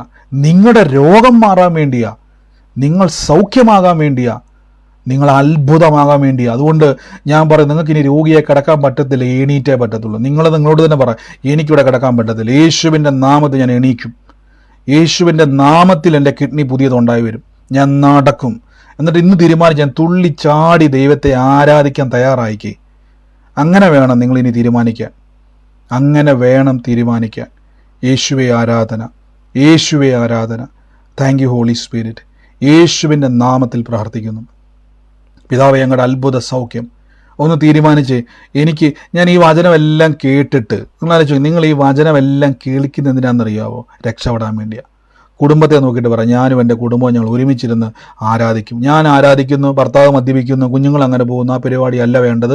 ഒരുമിച്ച് ഞങ്ങൾ ഈ പ്രാർത്ഥനയ്ക്ക് വരാൻ പോകും. അങ്ങനെ പ്രാർത്ഥിച്ച് ഞാനും എൻ്റെ കുടുംബവും ഞങ്ങൾ ഒരുമിച്ച് ഇന്ന് പ്രാർത്ഥനയിൽ വരാൻ പോവുക. അങ്ങനെ പ്രാർത്ഥിച്ച് അവകാശം പറഞ്ഞ് വന്നിരിക്കും യേശുവിൻ്റെ നാമത്തിൽ. ഞാനൊരു ലിസമ്മയെന്ന് വിളിക്കുന്ന, അങ്ങനെ എൻ്റെ മനസ്സിലേക്ക് കർത്താവ് തരുന്നത്, ലിസമ്മ എന്ന് വിളിക്കുന്ന ഒരു വ്യക്തിയെ, ആ കുടുംബത്തെയും കർത്താവ് സ്പർശിക്കുക. ലിസമ്മ ഈ ദിവസങ്ങളിൽ വലിയൊരു ഭാരത്തിൻ്റെ അകത്ത് കടന്നു പോവുക. കുടുംബത്തെ ഓർത്ത്, തലമുറയെ ഓർത്ത് വലിയൊരു ഭാരത്തിലൂടെ ലിസമ്മ കടന്നു പോവുക. ലിസമ്മയോട് കർത്താവ് ഇങ്ങനെ പറയാൻ പറഞ്ഞു, ലിസമ്മയെ ഭാരം ഇറക്കി വെക്ക്, കർത്താവ് ഉണ്ട് കേട്ടോ. ലിസമ്മയുടെ കാര്യത്തെ കർത്താവ് ഏറ്റെടുത്തിരിക്കുക. ഈ നിമിഷം അത് ഏറ്റെടുത്തു. ലിസമ്മയുടെ ഭവനത്തെ പരിശുദ്ധാത്മാവ് പണിയാൻ വേണ്ടി പോവുക. യേശുവിൻ്റെ നാമത്തിൽ ഞാൻ പ്രാർത്ഥിക്കുന്നു. പിതാവേ, അങ്ങ് തൊടുന്നല്ലോ, അങ്ങ് സ്പർശിക്കുന്നു. ഇന്ന് ഈ കേൾക്കുന്നത് ലൈവിൽ കേൾക്കുന്നവരായിക്കോട്ടെ, സൂമിലായിക്കോട്ടെ, ഞാൻ നിങ്ങളോട് പറയുന്നു, നിങ്ങൾക്ക് നിങ്ങളുടെ വിഷയത്തിൽ തുടരാൻ കഴിയും. നിങ്ങൾ തീരുമാനിക്കും, എനിക്ക് ഇതിൽ നിന്ന് പുറത്തു വരും. ഞാൻ വരണേ, എടുക്കണേ എന്നല്ല, എന്നെ രക്ഷിക്കണേ എന്നുള്ളതല്ല. ഞാൻ രക്ഷപ്പെട്ടിരിക്കും. എൻ്റെ യേശുവുണ്ട്, എൻ്റെ കർത്താവ് എനിക്കുണ്ട്. ഞാൻ പുറത്തു വരും, ഞാൻ അത്ഭുതമായി തീരും, ഞാൻ സാക്ഷ്യമായി തീരും. എൻ്റെ യേശു ജീവിക്കുന്നു. വിശ്വാസത്തെ ഒന്ന് ഉപയോഗിക്കുക. വിശ്വാസത്തെ ഉപയോഗിച്ചെങ്കിൽ മാത്രമേ വിശ്വാസത്തിൽ വളരുവാൻ കഴിയത്തുള്ളൂ. വിശ്വാസത്തിൽ വളരണമെങ്കിൽ നാം വിശ്വാസത്തെ ഉപയോഗിക്കണം. അതിന് നിങ്ങൾ പറയണം. പറയാതെ നിങ്ങളുടെ വിശ്വാസം പ്രവർത്തിക്കത്തില്ല. അതുകൊണ്ട് കർത്താവ് ഞങ്ങൾ അനുഗ്രഹിക്കുന്നു. രോഗികളെ ഞങ്ങൾ സൗഖ്യമാക്കുന്നു, തമ്മിൽ ബ്ലസ് ചെയ്യുന്നു. ഇനി ഈ ദിവസങ്ങളിൽ പരീക്ഷയുള്ളവരുണ്ട്, ഈ വരും ദിവസങ്ങളിൽ അവരെയൊക്കെ അനുഗ്രഹിച്ച് പ്രാർത്ഥിക്കുന്നു. പരാജയപ്പെട്ടവരുണ്ട്, ഞങ്ങൾ അനുഗ്രഹിച്ച് പ്രാർത്ഥിക്കുന്നു. ജയത്തിലേക്ക് കയറട്ടെ. ഈ ദിവസങ്ങളിൽ കടഭാരത്താൽ ഈ ദിവസങ്ങളിൽ വലിയ വെല്ലുവിളിക്കകത്ത് നിൽക്കുന്നവരുണ്ട്, ഞങ്ങൾ അവരോട് കൽപ്പിക്കുന്നു, അവരുടെ വിഷയത്തോട് കൽപ്പിക്കുന്നു. കടഭാരത്തിൻ്റെ പിശാചുക്കളെ പുറത്താക്കുന്നു. വായ്പ വാങ്ങത്തില്ല, നന്മ നിറയട്ടെ, മിറക്കിൾ മണി ഉണ്ടാകട്ടെ, നന്മയും കരുണയും പുറകെ വരട്ടെ. അനുഗ്രഹിക്കുന്നു, സൗഖ്യത്തെ റിലീസ് ചെയ്യുന്നു, അത്ഭുതങ്ങളെ റിലീസ് ചെയ്യുന്നു, അനുഗ്രഹിച്ചു പ്രാർത്ഥിക്കുന്നു. യേശുവിൻ്റെ അധികാരമുള്ള നാമത്തിൽ തന്നെ. ആമേൻ. ഹല്ലേലൂയ. കർത്താവ് നിങ്ങളെ അനുഗ്രഹിക്കട്ടെ. വൻ കാര്യങ്ങളെ കർത്താവ് ചെയ്തുകൊണ്ടിരിക്കുന്നു. ഈ നിമിഷം നിങ്ങൾക്ക് സാക്ഷ്യങ്ങൾ ആർക്കെങ്കിലും പറയാനുണ്ടെങ്കിൽ, ദൈവിക ആലോചനകൾ ഇടപെട്ടവരുണ്ടെങ്കിൽ നിങ്ങൾക്ക് പറയാനുള്ള സമയമാണ്. ഇന്ന് നമുക്ക് സമയത്തിൻ്റെ ഒരു പരിമിതിയുണ്ട്. ഞാൻ കുറച്ച് കഴിയുമ്പോൾ നിർത്തും. എനിക്കിന്ന് വേറെ, ഞാൻ പറഞ്ഞല്ലോ, എനിക്ക് ഡ്യൂട്ടി ഉണ്ടാവുന്നുണ്ട്. വേഗത്തിൽ ഞാനിത് സ്റ്റോപ്പ് ചെയ്യും. അപ്പോൾ അതുകൊണ്ട് നിങ്ങൾ ചുരുക്കം ആരെങ്കിലും ഉണ്ടെങ്കിൽ പറയുക. ചുരുക്കം വാക്കുകളിൽ വരും ദിവസങ്ങളിലെല്ലാം നമ്മൾ സാക്ഷ്യം കേട്ടോണ്ടിരിക്കുന്നു. സാക്ഷ്യം പറഞ്ഞേ പറ്റത്തുള്ളൂ. മനസ്സിലാകുന്നുണ്ടോ? നിങ്ങൾക്ക് സാക്ഷ്യം നിങ്ങൾ തന്നെ തീരുമാനിക്കണം, എനിക്ക് സാക്ഷ്യം വേണം. കർത്താവ് അനുഗ്രഹിക്കട്ടെ. ആരെങ്കിലും ഉണ്ടെങ്കിൽ ഉള്ളവർക്ക് നിങ്ങൾക്കിപ്പോൾ പറയാനുള്ള സമയമാണ്. പ്രാർത്ഥനാ വിഷയങ്ങൾ ഈ സമയത്ത് പറയരുത്, വാട്സാപ്പിലേക്ക് അയയ്ക്കുക. അതിനുവേണ്ടി നമ്മൾ ഒരുമിച്ച്, ഇനി നിങ്ങൾ അയച്ചില്ലെങ്കിലും കുഴപ്പമില്ല, ഒരുമിച്ച് നിങ്ങൾ പ്രാർത്ഥിക്കുകയാണ്. ഇതിൻ്റെ അകത്തെല്ലാം തീരുവെന്ന് നിങ്ങൾ പ്രാർത്ഥനയിൽ പങ്ക്, ഞാനിപ്പോൾ വീണ്ടും പറയാം, പ്രാർത്ഥനയിൽ പങ്ക് ചേർന്നാൽ മതി, നിങ്ങളുടെ വിഷയങ്ങളൊക്കെ തന്നെ പോകും. ബ്രദറെ എനിക്കത് പറഞ്ഞേ പറ്റത്തുള്ളൂ, ഞാൻ പറഞ്ഞ കേക്ക്. യേശു പറഞ്ഞൊരു വാക്കുണ്ട്, അല്ലെങ്കിൽ ദൈവം പറഞ്ഞൊരു വാക്കുണ്ട്, വചനം അയച്ച് ഞാൻ വിടിവിക്കുമെന്ന് പറഞ്ഞു. ഇതിനേക്കാൾ വലിയൊരു ഉറപ്പ് വേണ്ട. ആ വിഷയത്തെ വചനം അയച്ച് ദൈവം വിടിവിക്കും. വചനം കേട്ടാൽ മതി. ആമേൻ. ഉള്ളവരാരെങ്കിലും ഉണ്ടെങ്കിൽ പറഞ്ഞാട്ടെ. എന്തോ ഒരാൾ പറഞ്ഞു സഹോദരിയാണ് ലിസമ്മ. ലിസമ്മ പറഞ്ഞു. ലിസമ്മ എന്ന് പറഞ്ഞ ആന്റി ഏറ്റെടുത്തു. ലിസമ്മ ആദ്യമായിട്ടാണ് ആന്റി പ്രാർത്ഥനയ്ക്ക് കയറുന്നത്? അല്ല, ഞാൻ ഒരു 1-2 മാസമായി ബ്രദറെ. എന്നാ ഏറ്റെടുത്തോ. തലമുറയെ ഓർത്തിനി ഭാരപ്പെടേണ്ട, ആ ഭാരം ഇറക്കി വെച്ചോ. കർത്താവ് ആ കാര്യത്തെ ചെയ്തോളും. ദൈവം ആ കാര്യത്തെ ഏറ്റെടുത്തു. ഭാരപ്പെടേണ്ട. ഈ നിമിഷം പ്രാർത്ഥിച്ച് ഏറ്റെടുത്ത് വചനം കേട്ടാൽ മതി, ബാക്കിയെല്ലാം കർത്താവ് ചെയ്യും കേട്ടോ. കർത്താവ് അണിയിലേക്കട്ടെ. എന്തോ പറഞ്ഞു ബ്രദർ, എന്റെ ആപ്പിളാണ് സുധി. പക്ഷെ അവൻ ഭയങ്കര എതിർപ്പാണ് എനിക്ക് പ്രാർത്ഥിക്കാനൊന്നും. അവന് ഇഷ്ടമല്ല, ഒരു ഹിന്ദു വിശ്വാസല്ലേ. അപ്പൊ അതുകൊണ്ട് പ്രാർത്ഥിക്കണ ഈ ദിവസങ്ങളിൽ അവൻ ദൈവത്തെ അറിയാനായിട്ട് ഞാൻ അവന് വേണ്ടി പ്രാർത്ഥിച്ചുകൊണ്ടിരിക്കുക തന്നെയാണ്. തീർച്ചയായിട്ടും സിസ്റ്ററെ, ഒന്നും പേടിക്കണ്ട സിസ്റ്റർ. ഈ വചനം പറഞ്ഞ് പ്രാർത്ഥിച്ചോ. ഞങ്ങൾ ഒരുമിച്ച് കർത്താവിന്റെ സന്നിധി വരും. ദൈവത്തിന് പിടിക്കാൻ പറ്റാത്ത ഒരു മനുഷ്യനുമില്ല. സിസ്റ്ററെ, ദൈവം ഇടപെട്ടതാണ്. ആമേൻ പറഞ്ഞത് ഏറ്റെടുത്ത് സിസ്റ്റർ ഈ ദിവസങ്ങളിൽ വചനത്തിലും പ്രാർത്ഥനയിലും ബലപ്പെട്ടാൽ മതി, തന്നെ വരും കേട്ടോ. ധൈര്യമായിട്ടിരിക്കുക സിസ്റ്റർ. ഒരു കാര്യം പറഞ്ഞു, ഇന്നത്തെ പ്രാർത്ഥനയിലോ പാസ്റ്റർ ജോൺ എന്ന് പറഞ്ഞ ഒരാളെ പറഞ്ഞില്ല, അതെന്റെ ഹസ്ബൻഡാണ് ജോണ്. പാസ്റ്റർ പറഞ്ഞ പോലെ ഇടയ്ക്കിടയ്ക്ക് ഇങ്ങനെ ഹസ്ബൻഡിന് വന്ന് ആർക്കും പറഞ്ഞത് മനസ്സിലാകത്തില്ല, പക്ഷെ ഈ ഹസ്ബൻഡിനെ എന്തോ വന്ന് അസഹ്യപ്പെടുത്തുന്ന ഒരു രീതിയിൽ ഒരു തോന്നൽ പോലെ വരുമെന്ന് പറഞ്ഞു എപ്പോഴും. ഇന്ന് കേൾക്കുന്നുണ്ടോ? ഹസ്ബൻഡ് ഇത് കേൾക്കുന്നുണ്ടോ? ഉണ്ട്, ഹസ്ബൻഡ് അടുത്തുണ്ട്. ഓക്കെ, ഇനി അത് പേടിക്കേണ്ട. ആ സകല വിഷയത്തെയും ഇങ്ങനെ പറഞ്ഞാൽ മതി. കർത്താവ് എനിക്ക് കൂടെയുണ്ട്, കർത്താവ് എനിക്ക് തുണയാണ്, ഞാൻ ഭയപ്പെടത്തില്ല, കർത്താവ് എനിക്ക് തുണയാണ്, ഞാൻ ഭയപ്പെടത്തില്ല എന്നിങ്ങനെ പറഞ്ഞാൽ മതി.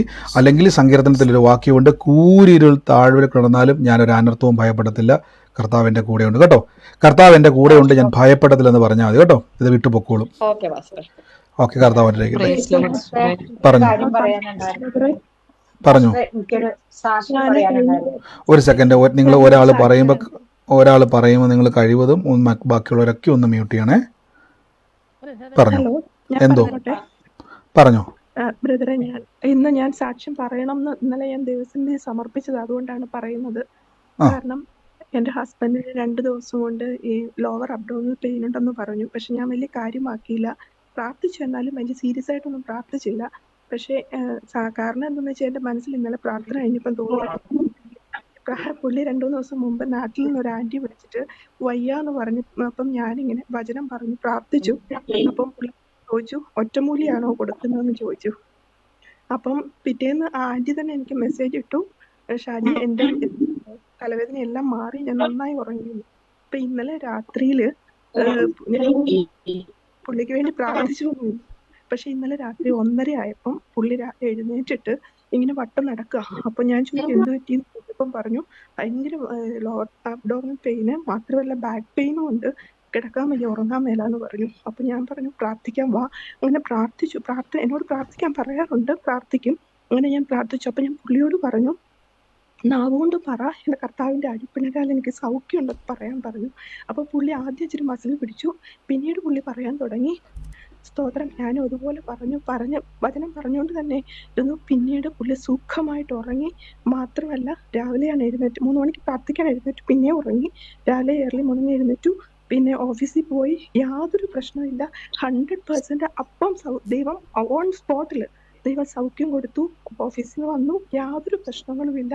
ദൈവം അപ്പം തന്നെ സൗഖ്യം കൊടുത്തു. ദൈവത്തിന് 1000 മാത്രം ദൈവത്തിന്റെ നാമം വാഴ്ത്തപ്പെടുമാറാകട്ടെ.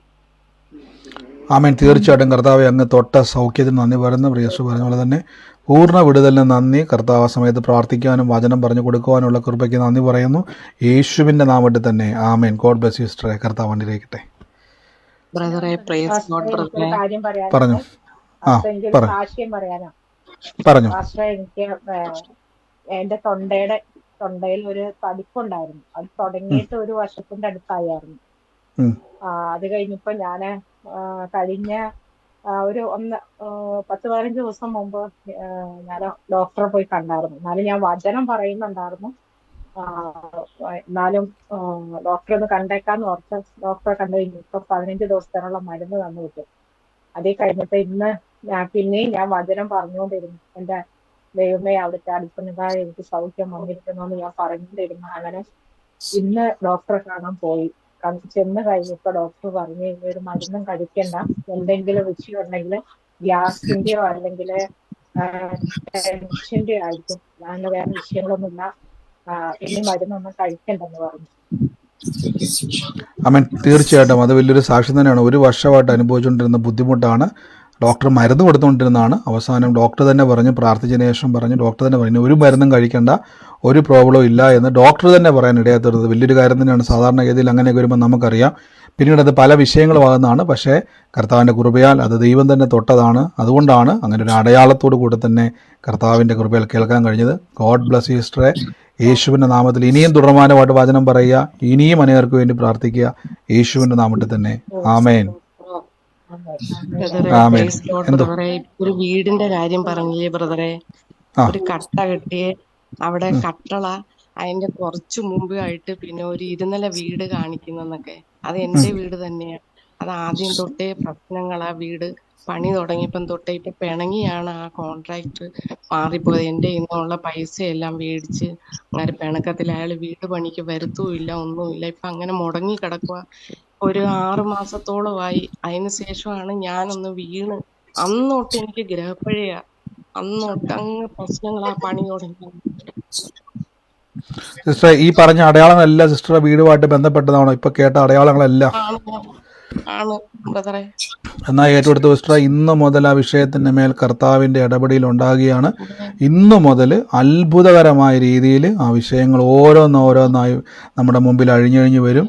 അത്ഭുതമായിട്ട് കർത്താവ് മാറ്റി സിസ്റ്ററെ. ആമേൻ പറഞ്ഞിട്ടെടുത്തു. ഞാൻ പറഞ്ഞിട്ടുണ്ടല്ലോ പലപ്പോഴും, ഞാൻ ആ വീട് കണ്ടിട്ടില്ല, വന്നിട്ടില്ല. പക്ഷേ കർത്താവ് ഇന്ന് ആ സ്ഥലങ്ങളും കാര്യങ്ങളും എല്ലാം അടയാളത്തോടുകൂടെ വെളിപ്പെടുത്തിയെങ്കിൽ അതുമായിട്ട് ബന്ധപ്പെട്ട് ആരെങ്കിലും ഉണ്ടെങ്കിൽ എല്ലാവരും ഏറ്റെടുത്തു.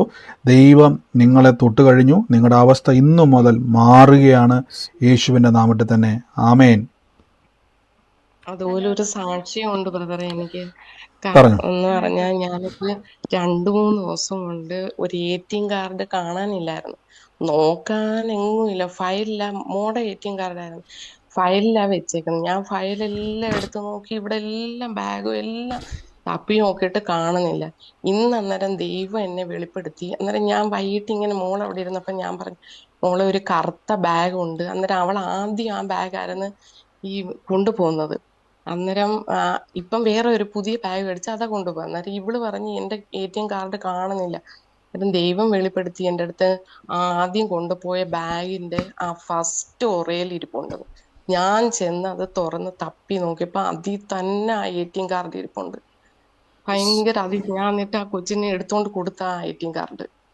ആമേൻ. തീർച്ചയായിട്ടും അത് വലിയൊരു കാര്യം തന്നെയാണ്. ഇന്ന് തുടക്കത്തിൽ പറഞ്ഞ പോലെ തന്നെ ഈ ആലോചന പറഞ്ഞു സിസ്റ്ററെ. അത് തന്നെ അത്ഭുതം. ഞാൻ പിന്നെ കൊണ്ടു കൊടുത്തപ്പോൾ അന്നേരം ഞാൻ അവളോട് ഇങ്ങനെ പറഞ്ഞു, ഇതുപോലെ ദൈവം വെളിപ്പെടുത്തിയതാണ്. അന്നേരം അവള് പറയുന്നത്, എനിക്കും അന്നേരം തോന്നി ഇതുപോലെ അതിൽ കാണും. പക്ഷെ അവള് നോക്കിയിട്ടില്ല. എന്നെ ഇന്ന് വെളിപ്പെടുത്തിയപ്പോഴാ ഞാൻ ചെന്ന് എടുത്തോണ്ട് കൊടുത്തപ്പോഴാ അങ്ങനെ.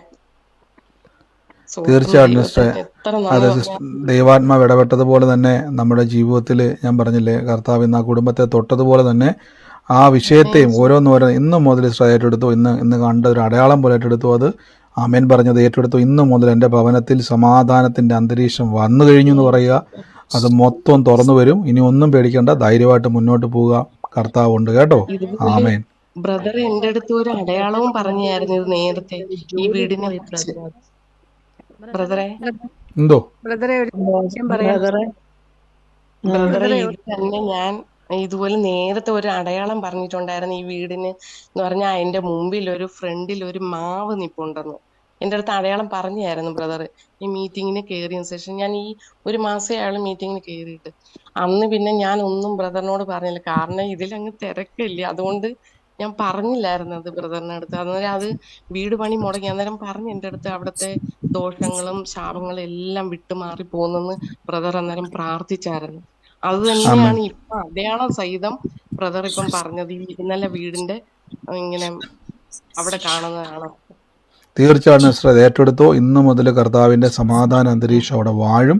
ഇന്നു മുതൽ നിങ്ങളുടെ സ്ഥിതികൾ ചേഞ്ച് ആകാൻ തുടങ്ങും. യേശുവിൻ്റെ നാമത്തിൽ അത് സ്വീകരിച്ചോ. കർത്താവ് അത് ചെയ്ത് കഴിഞ്ഞു കേട്ടോ സിസ്റ്ററെ. ധൈര്യമായിട്ടിരിക്കുക. God bless you. ആമേൻ. കർത്താവ് അനുഗ്രഹിക്കട്ടെ ബ്രദറെ സിസ്റ്റർ. എന്തോ ബ്രദറെ ഇന്ന് അഖിലെ തൊടുന്നെന്ന് പറഞ്ഞില്ലേ, അത് എന്റെ മകളായിരുന്നു. ഏറ്റെടുത്ത സിസ്റ്ററെ, കർത്താവ് ഇന്ന് ആ കുഞ്ഞിനെ മാത്രമല്ല കുടുംബത്തെയും ദൈവം തൊടുകയാണ്. ആ കുടുംബത്തിൻ്റെ ഇന്ന് നിങ്ങളിത് കേട്ടുകൊണ്ടിരിക്കുമ്പോൾ തന്നെ ആ വീടിൻ്റെ സകല അവസ്ഥകളെയും ദൈവം ചേഞ്ച് ചെയ്യാൻ പോവുകയാണ്. ഞാൻ എപ്പോഴും പറയട്ടെ, ദൈവം തൊട്ടാൽ നാട്ടുകാർക്കും നമുക്കും തന്നെ പറയാൻ പറ്റും ദൈവത്താൽ തന്നെ എന്ന് കാണുന്ന രീതിയിലാണ് കർത്താവ് എപ്പോഴും പ്രവർത്തിക്കുന്നത്. യേശുവിൻ്റെ നാമത്തിൽ അത് ഏറ്റെടുത്തു കേട്ടോ. ഗോഡ് ബ്ലസ് യു സിസ്റ്ററെ. ബ്രദറെ പറഞ്ഞു. ബ്രദറെ, ഞാൻ ഈ ഗ്രൂപ്പിൽ കയറിയിട്ട് ഇപ്പൊ ഒരു 2 മാസത്തോളമായി. അപ്പൊ ഞങ്ങൾക്ക് ഒരു ബിസിനസ് ഒക്കെ ഉണ്ടായിരുന്നു. അപ്പൊ അന്ന് കൊറോണ വന്ന സമയത്ത് അത് അടച്ചിട്ടു. അപ്പൊ ഒത്തിരി നഷ്ടങ്ങളൊക്കെ വന്നു പോയി.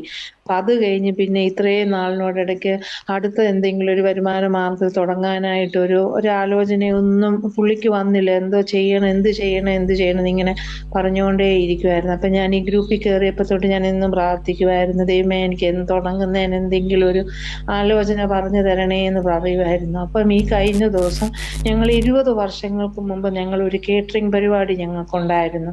അപ്പൊ അന്ന് ആ സമയത്ത് ആ കുക്കിന് പെട്ടെന്നൊരു അസുഖം വന്ന് അങ്ങ് മരിച്ചുപോയി. അപ്പൊ അത് കഴിഞ്ഞ് അതങ്ങ് സ്റ്റോപ്പ് ചെയ്തു. അത് കഴിഞ്ഞിട്ടാണ് വേറൊരു ബിസിനസ് തുടങ്ങിയത്. അപ്പം ഞാൻ എന്നും പ്രാർത്ഥിക്കുമായിരുന്നു. അപ്പം ഈയിടെ ഒരു ദിവസം അന്നുണ്ടായിരുന്ന ഒരു പുള്ളി ഹസ്ബൻഡിനെ വിളിച്ചിട്ട് പറഞ്ഞു, നമുക്കത് വീണ്ടും ഒന്ന് സ്റ്റാർട്ട് ചെയ്താലോ, എന്നാ പറയുന്നു എന്ന് ചോദിച്ചു. അപ്പൊ എനിക്കത് ഭയങ്കര അതിശയം തോന്നി. അപ്പം പുള്ളിക്കും അതിനകത്തൊരു ഭയങ്കര സന്തോഷം തോന്നി. എന്നാൽ നമുക്കത് ചെയ്യാമെന്ന് ഉള്ള ഒരു തീരുമാനം ഇങ്ങനെ എടുത്തു. അപ്പൊ ഞാൻ പ്രാർത്ഥിച്ച ദൈവത്തിന്റെ ആലോചനയാണെന്ന് ഞാൻ പൂർണ്ണമായിട്ട് ഞാൻ വിശ്വസിക്കുന്നു. ബ്രദറെ, പ്രാർത്ഥിക്കണം അതിനു വേണ്ടി, അത് മുമ്പോട്ട് പോകാനും ദൈവാലോചനയാണെന്നുള്ളത് ആണ് എൻ്റെ ഒരു പൂർണ്ണ വിശ്വാസം. കാരണം ഞാൻ അത് എന്താ ചെയ്യേണ്ടത് ഞങ്ങൾക്ക് അറിയത്തില്ല, എന്ത് തുടങ്ങണം, എന്തെടുക്കണം. പുള്ളിക്ക് മുമ്പോട്ട് ഇറങ്ങാനൊരു ധൈര്യവും ഇല്ല. കാരണം ഒത്തിരി പൈസ നഷ്ടങ്ങൾ വരുമോ അങ്ങനെ ഇങ്ങനെന്നൊക്കെ എപ്പോഴും. പക്ഷെ 20 വർഷം മുമ്പ് ഞങ്ങളോട് ഉണ്ടായിരുന്ന ഒരു പുള്ളിയാണ് ഇപ്പം വീണ്ടും വിളിച്ചത്. ഒന്ന് എല്ലാവർക്കും ഒരുമിച്ച് അങ്ങിടുക സിസ്റ്റർ. ആ വാക്യം 28-4 വാക്യം. ഓക്കെ, ആ വാക്യം ഒന്ന് അയച്ചു കൊടുത്തേക്ക്. എല്ലാവർക്കും ഇട്ടാൽ മതി. ആർക്കെങ്കിലും ബിസിനസ് ചെയ്യുന്നവരുണ്ടെങ്കിൽ ആ വചനം നിങ്ങൾക്ക് പറഞ്ഞ് പ്രാർത്ഥിക്കാം. ജോലിയിലൊക്കെ നിങ്ങൾക്ക് ആ വചനം പറഞ്ഞ് പ്രാർത്ഥിക്കാം. എല്ലാവർക്കും ആ വചനം കാണത്തക്ക പോലെ 28-ാം അധ്യായത്തിലെ ആവർത്തന പുസ്തകം 4-ാം അധ്യായം ഇട്ട് കൊടുക്കുക. അത് വെച്ച് പ്രാർത്ഥിക്കുക സൗരി. എല്ലാവരും ബിസിനസ് ചെയ്യുന്നവരെല്ലാം വചനം വെച്ച് പ്രാർത്ഥിക്കണം. വർധനവുണ്ടാകും യേശുവിൻ്റെ നാമത്തിൽ തന്നെ. ആമേൻ. ബ്രദറെ എന്തോ ബ്രദറെ, പുസ്തകത്തിലാണ് 28-4. പറഞ്ഞു. മറ്റാരെങ്കിലും? കഴിഞ്ഞ ആഴ്ച ബ്രദർ അനിതയെ തൊടുന്നെന്നും ഒരു നോട്ടീസ് ഒരു ഗവൺമെന്റിൽ നിന്നൊരു ഓർഡറോ വല്ലതും വരുമെന്ന് കഴിഞ്ഞ ആഴ്ച ബ്രദർ പറഞ്ഞിരുന്നു. അത് ഞാനന്ന് പറഞ്ഞിരുന്നു. ഇന്ന് എനിക്ക് 24-ാം തീയതി ഇന്റർവ്യൂ ആണെന്നും പറഞ്ഞ് മെസ്സേജ് വന്നിരിക്കുന്നു. അപ്പോൾ ബ്രദർ 24-ാം തീയതി ഞാനും വേറൊരാളും കൂടെ അതിനകത്തുണ്ട്. പക്ഷെ അയാൾ വരികയില്ലെന്നാണ് അവരെന്നോട് പറഞ്ഞത്. അപ്പോൾ എനിക്ക് 24-ാം തീയതി അന്ന് ബ്രദർ അത് പറഞ്ഞതാണ്. ആമേൻ. തീർച്ചയായിട്ടും അത് വലിയൊരു അത്ഭുതം തന്നെയാണ്. കാര്യം കഴിഞ്ഞ ആഴ്ച ഈ ലെറ്റർ വരുമെന്നൊന്നും എനിക്കറിയത്തില്ല, നമുക്ക് ആർക്കും അറിയത്തില്ല.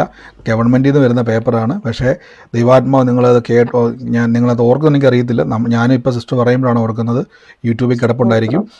അപ്പോൾ സിസ്റ്റർ പറഞ്ഞ് ശ്രദ്ധിച്ചോ. കഴിഞ്ഞ ആഴ്ച പറഞ്ഞു അനിതയുടെ കുടുംബത്തിലേക്ക് ഒരു ഗവൺമെൻറ് ലെറ്റർ ഒരു അനുഗ്രഹമായിട്ട് വരുന്നുണ്ടെന്ന് പറഞ്ഞു. ഓർത്തോണം, ഗവൺമെൻറ് ലെറ്റർ നമുക്ക് ആർക്കും അയക്കാൻ പറ്റത്തില്ല.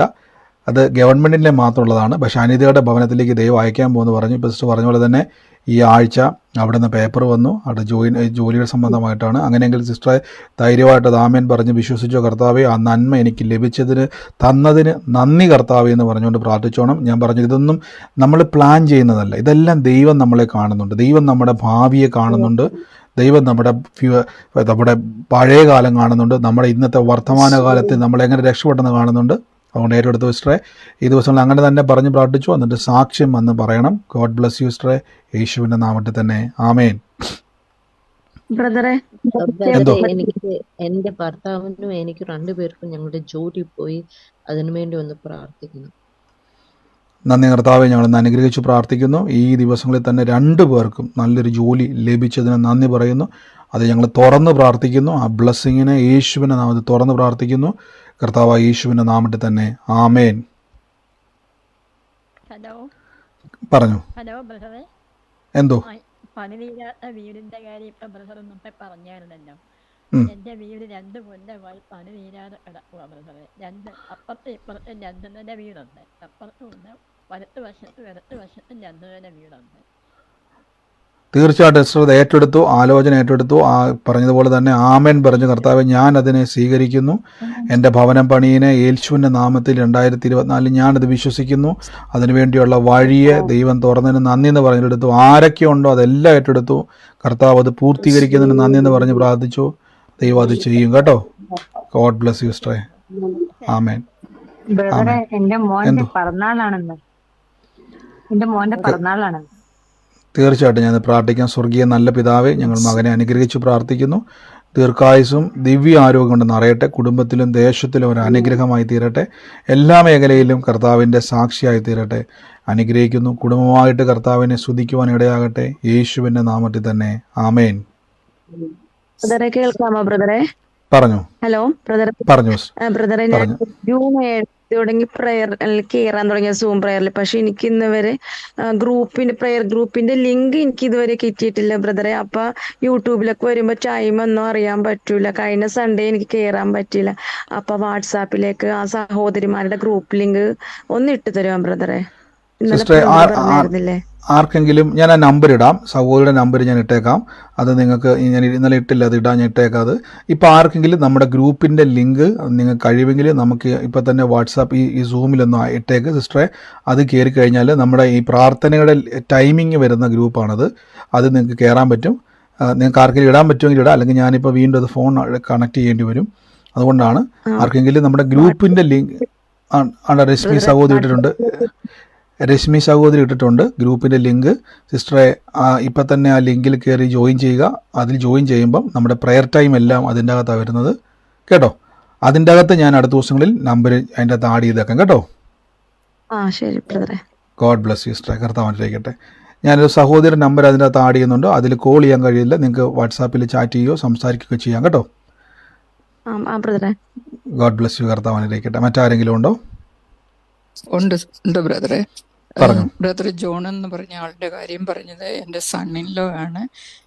ജോലി നഷ്ടപ്പെട്ടു, ജോലി ഇല്ലാതിരിക്കുന്നു. അതിൻ്റെ കൂടെ കിഡ്നി സ്റ്റോണിൻ്റെ പ്രോബ്ലം ആയിട്ട് ഇന്നൊരു പ്രൊസീജിയറിന് വേണ്ടി പോയിരിക്കുകയാണ്. പ്രത്യേകം പ്രാർത്ഥന ചോദിക്കുന്നു. തീർച്ചയായിട്ടും കർത്താവ് ഇന്ന് ഇന്ന് കർത്താവ് റിസൾട്ട് വരുമ്പം അത്ഭുതകരമായ വ്യത്യാസം കൽപ്പിക്കും. ദൈവത്തിന് കഴിയാത്ത ഒരു കാര്യവുമില്ല. പുതിയ കിഡ്നിക്ക് വേണ്ടി ഞങ്ങൾ കൽപ്പിക്കുന്നു. പുതിയ അവയവങ്ങൾ ഉണ്ടായി വരട്ടെ. അനുഗ്രഹിച്ചു പ്രാർത്ഥിക്കുന്നു യേശുവിൻ്റെ നാമത്തിൽ തന്നെ ആമേൻ. കർത്താവിനിരിക്കട്ടെ. മറ്റാർക്കെങ്കിലും സാക്ഷ്യമുണ്ടോ?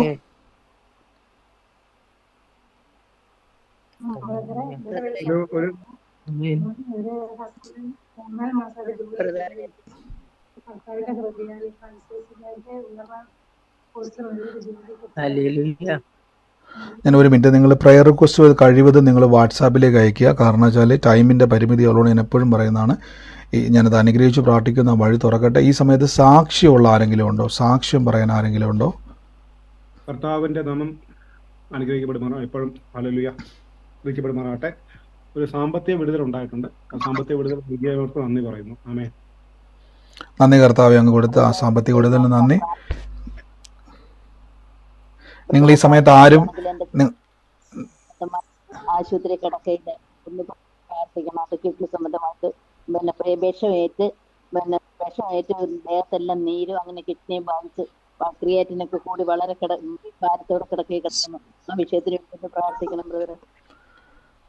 കർത്താവ്, ഞങ്ങളിപ്പോൾ പ്രാർത്ഥിക്കുന്ന രോഗക്കിടക്കയിൽ സീരിയസ് ആയിട്ട് കിടക്കുന്നില്ല യേശുവെ. ഞങ്ങൾ ആ ഹോസ്പിറ്റലിലെ അവസ്ഥയിൽ അനുഗ്രഹിച്ച് പ്രാർത്ഥിക്കുന്നു. ഈ നിമിഷം തന്നെ ഞങ്ങൾ ഒരുമിച്ച് എന്ന രോഗസൗഖ്യത്തെ കൽപ്പിക്കുന്നു. ഇപ്പോൾ തന്നെ കർത്താവെ കട്ടിലിൽ നിന്ന് ചാടി എണീക്കുന്ന രീതിയിൽ ദൈവശക്തിയുടെ വ്യാപാരം ഉണ്ടാകുന്നല്ലോ. സൗഖ്യം നിറയട്ടെ, അത്ഭുതം നിറയട്ടെ. യേശുവിൻ്റെ അധികാരമുള്ള നാമത്തിൽ തന്നെ ആമേൻ. കർത്താവ് അനുഗ്രഹിക്കട്ടെ.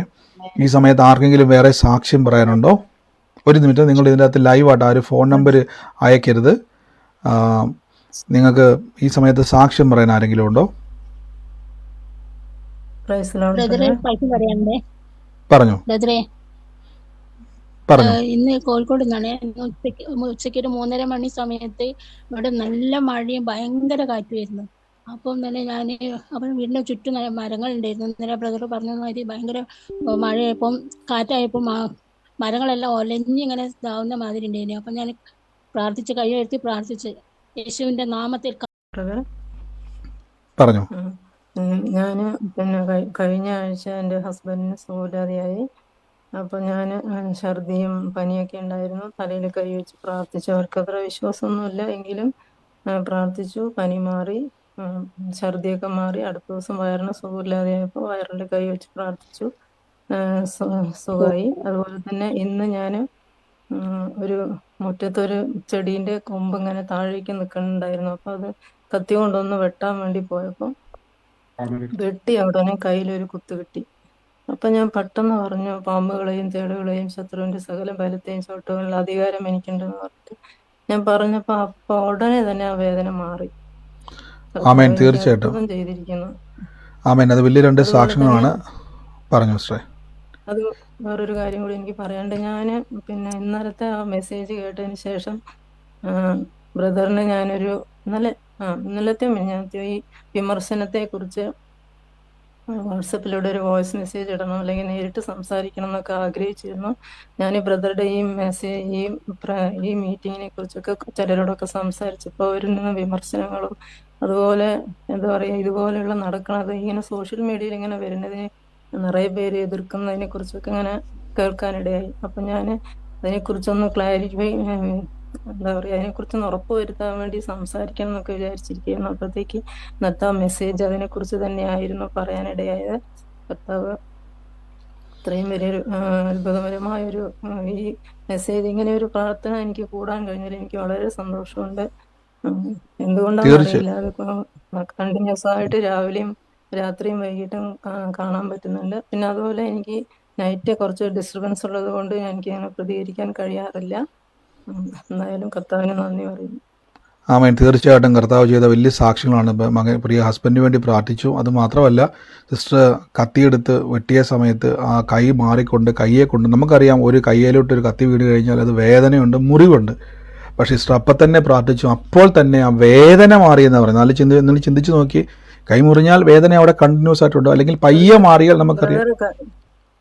ഒരു മിനിറ്റ്, കത്തി തട്ടിയതല്ല, കടന്നല് കുത്തിയത്. കടന്നല് കുത്തിയത്. ഓക്കെ, അറിയില്ലേ? മനസ്സിലായി. ഞാൻ കത്തി വലിയ കൂടന്നെ അവിടെ ഉണ്ടായിരുന്നു, പക്ഷെ അതൊന്നും ഇളകി എന്നെ കുത്തിയില്ല. ഒരേ ഒരു കുത്ത് മാത്രമേ കിട്ടിയുള്ളൂ. അപ്പൊ ഞാൻ അപ്പൊ തന്നെ പറഞ്ഞു, അപ്പൊ തന്നെ ആ വേദന മാറി. ആമേൻ. തീർച്ചയായിട്ടും വേദന തന്നെ ആയിക്കോട്ടെ, എന്തും ആയിക്കോട്ടെ, ആ നിമിഷം തന്നെ ആ വേദന മാറി. അപ്പം നിങ്ങൾ എപ്പോഴും ഓർത്തോണം, ദൈവത്തിൻ്റെ പ്രവൃത്തിക്ക് വേണ്ടി നിങ്ങൾ പ്രാർത്ഥിക്കണം. കർത്താവിൻ്റെ പ്രവൃത്തി നിങ്ങളുടെ ശരീരത്തിൽ ഉണ്ടാവും. ഏത് വേദന ആയിക്കോട്ടെ നമ്മൾ കൈവച്ചോണം. ഇനി കത്തി കൊണ്ടതായിക്കോട്ടെ, കടന്നൽ കുത്തിയതായിക്കോട്ടെ, എന്തും ആയിക്കോട്ടെ, നിങ്ങൾ കൈവച്ച് പ്രാർത്ഥിച്ച് നിങ്ങളുടെ വിശ്വാസത്തെ നിങ്ങൾ ഡെവലപ്പ് ചെയ്യണം. നിങ്ങളുടെ വിശ്വാസത്തെ നിങ്ങൾ ഉപയോഗിക്കണം. അതെല്ലാം കർത്താവിൻ്റെ നാമത്തിൽ അനുഗ്രഹമായിട്ട് മാറും. നമുക്ക് ഇന്ന് പ്രാർത്ഥിക്കാം. ഇനി ഒരാളും കൂടെ ഉണ്ടോ? സാക്ഷ്യം പറയാൻ ആരെങ്കിലും ഉണ്ടോ? ഒരാളും കൂടെ ഉണ്ടെങ്കിൽ വേഗത്തിൽ പറഞ്ഞു. Hello, sister. എന്റെ പേര് റീനു എന്നാണ്. ഞാൻ കോട്ടയത്ത് നിന്നാണ്. എന്റെ സിസ്റ്റർ അനു എനിക്ക് നമ്പർ തന്നിട്ടാണ് ഞാൻ കൂട്ടായ്മയിൽ കയറാനായിട്ട് തുടങ്ങിയത്. ഒരു ദിവസം എനിക്കിങ്ങനെ സാക്ഷ്യം പറയണമെന്ന് പല പ്രാവശ്യം എൻ്റെ മനസ്സിലിങ്ങനെ പറയുന്നുണ്ടായിരുന്നു. എനിക്ക് 7 മാസമുള്ളൊരു കുഞ്ഞുണ്ട്. ഞാൻ പ്രഗ്നന്റ് ആയിരുന്ന സമയം തൊട്ട് എനിക്ക് ഭയങ്കര ശാരീരികമായിട്ടുള്ള അസ്വസ്ഥതയായിരുന്നു. 9 months ഞാൻ ഹോസ്പിറ്റലിലൊക്കെ എപ്പോഴും അഡ്മിറ്റ് ആയിരുന്നു. വളരെ ചുരുക്കം ദിവസങ്ങൾ മാത്രമേ വീട്ടിലുണ്ടായിട്ടുണ്ടായിരുന്നുള്ളൂ. ഇപ്പോഴും ഹോസ്പിറ്റലിൽ അഡ്മിറ്റ് ആയിരുന്നു. ഇന്നും ഛർദിലും ഒക്കെ ആയിരുന്നു. പിന്നെ 5-ാം മാസം കുഞ്ഞ് പ്രഗ്നന്റ് ആയിരുന്ന സമയം 5-ാം മാസമായപ്പോൾ കുഞ്ഞിന് ഒരുപാട് പ്രശ്നങ്ങളായിരുന്നു. കുഞ്ഞിന്റെ തലയില്, ചെസ്റ്റില്, പിന്നെ കിഡ്നിയിലൊക്കെ ഒരു ഡയറ്റീഷ്യൻ കണ്ടു. അപ്പം കുഞ്ഞിനെ അബോർട്ട് ചെയ്യണമെന്ന് പറഞ്ഞു. കുഞ്ഞിനെ പ്രഗ്നൻസി ടെർമിനേറ്റ് ചെയ്യണമെന്ന് പറഞ്ഞു. പിന്നെ അതിന് കുറെ ചെക്കപ്പും കാര്യങ്ങളും ഒക്കെ പറഞ്ഞു. അതൊക്കെ ചെയ്തു. ബ്ലഡ് ടെസ്റ്റ് ചെയ്യാൻ പറഞ്ഞപ്പോൾ അവർ പറഞ്ഞു ബ്ലഡ് ടെസ്റ്റ് ചെയ്തിട്ടും കാര്യമില്ല, ഫ്ലൂ ടെസ്റ്റ് ഒക്കെ നടത്തണം. അതുപോലെ കുഞ്ഞിന് അങ്ങനെ അത്രയും പ്രശ്നം ആയതുകൊണ്ടെന്ന് പറഞ്ഞു.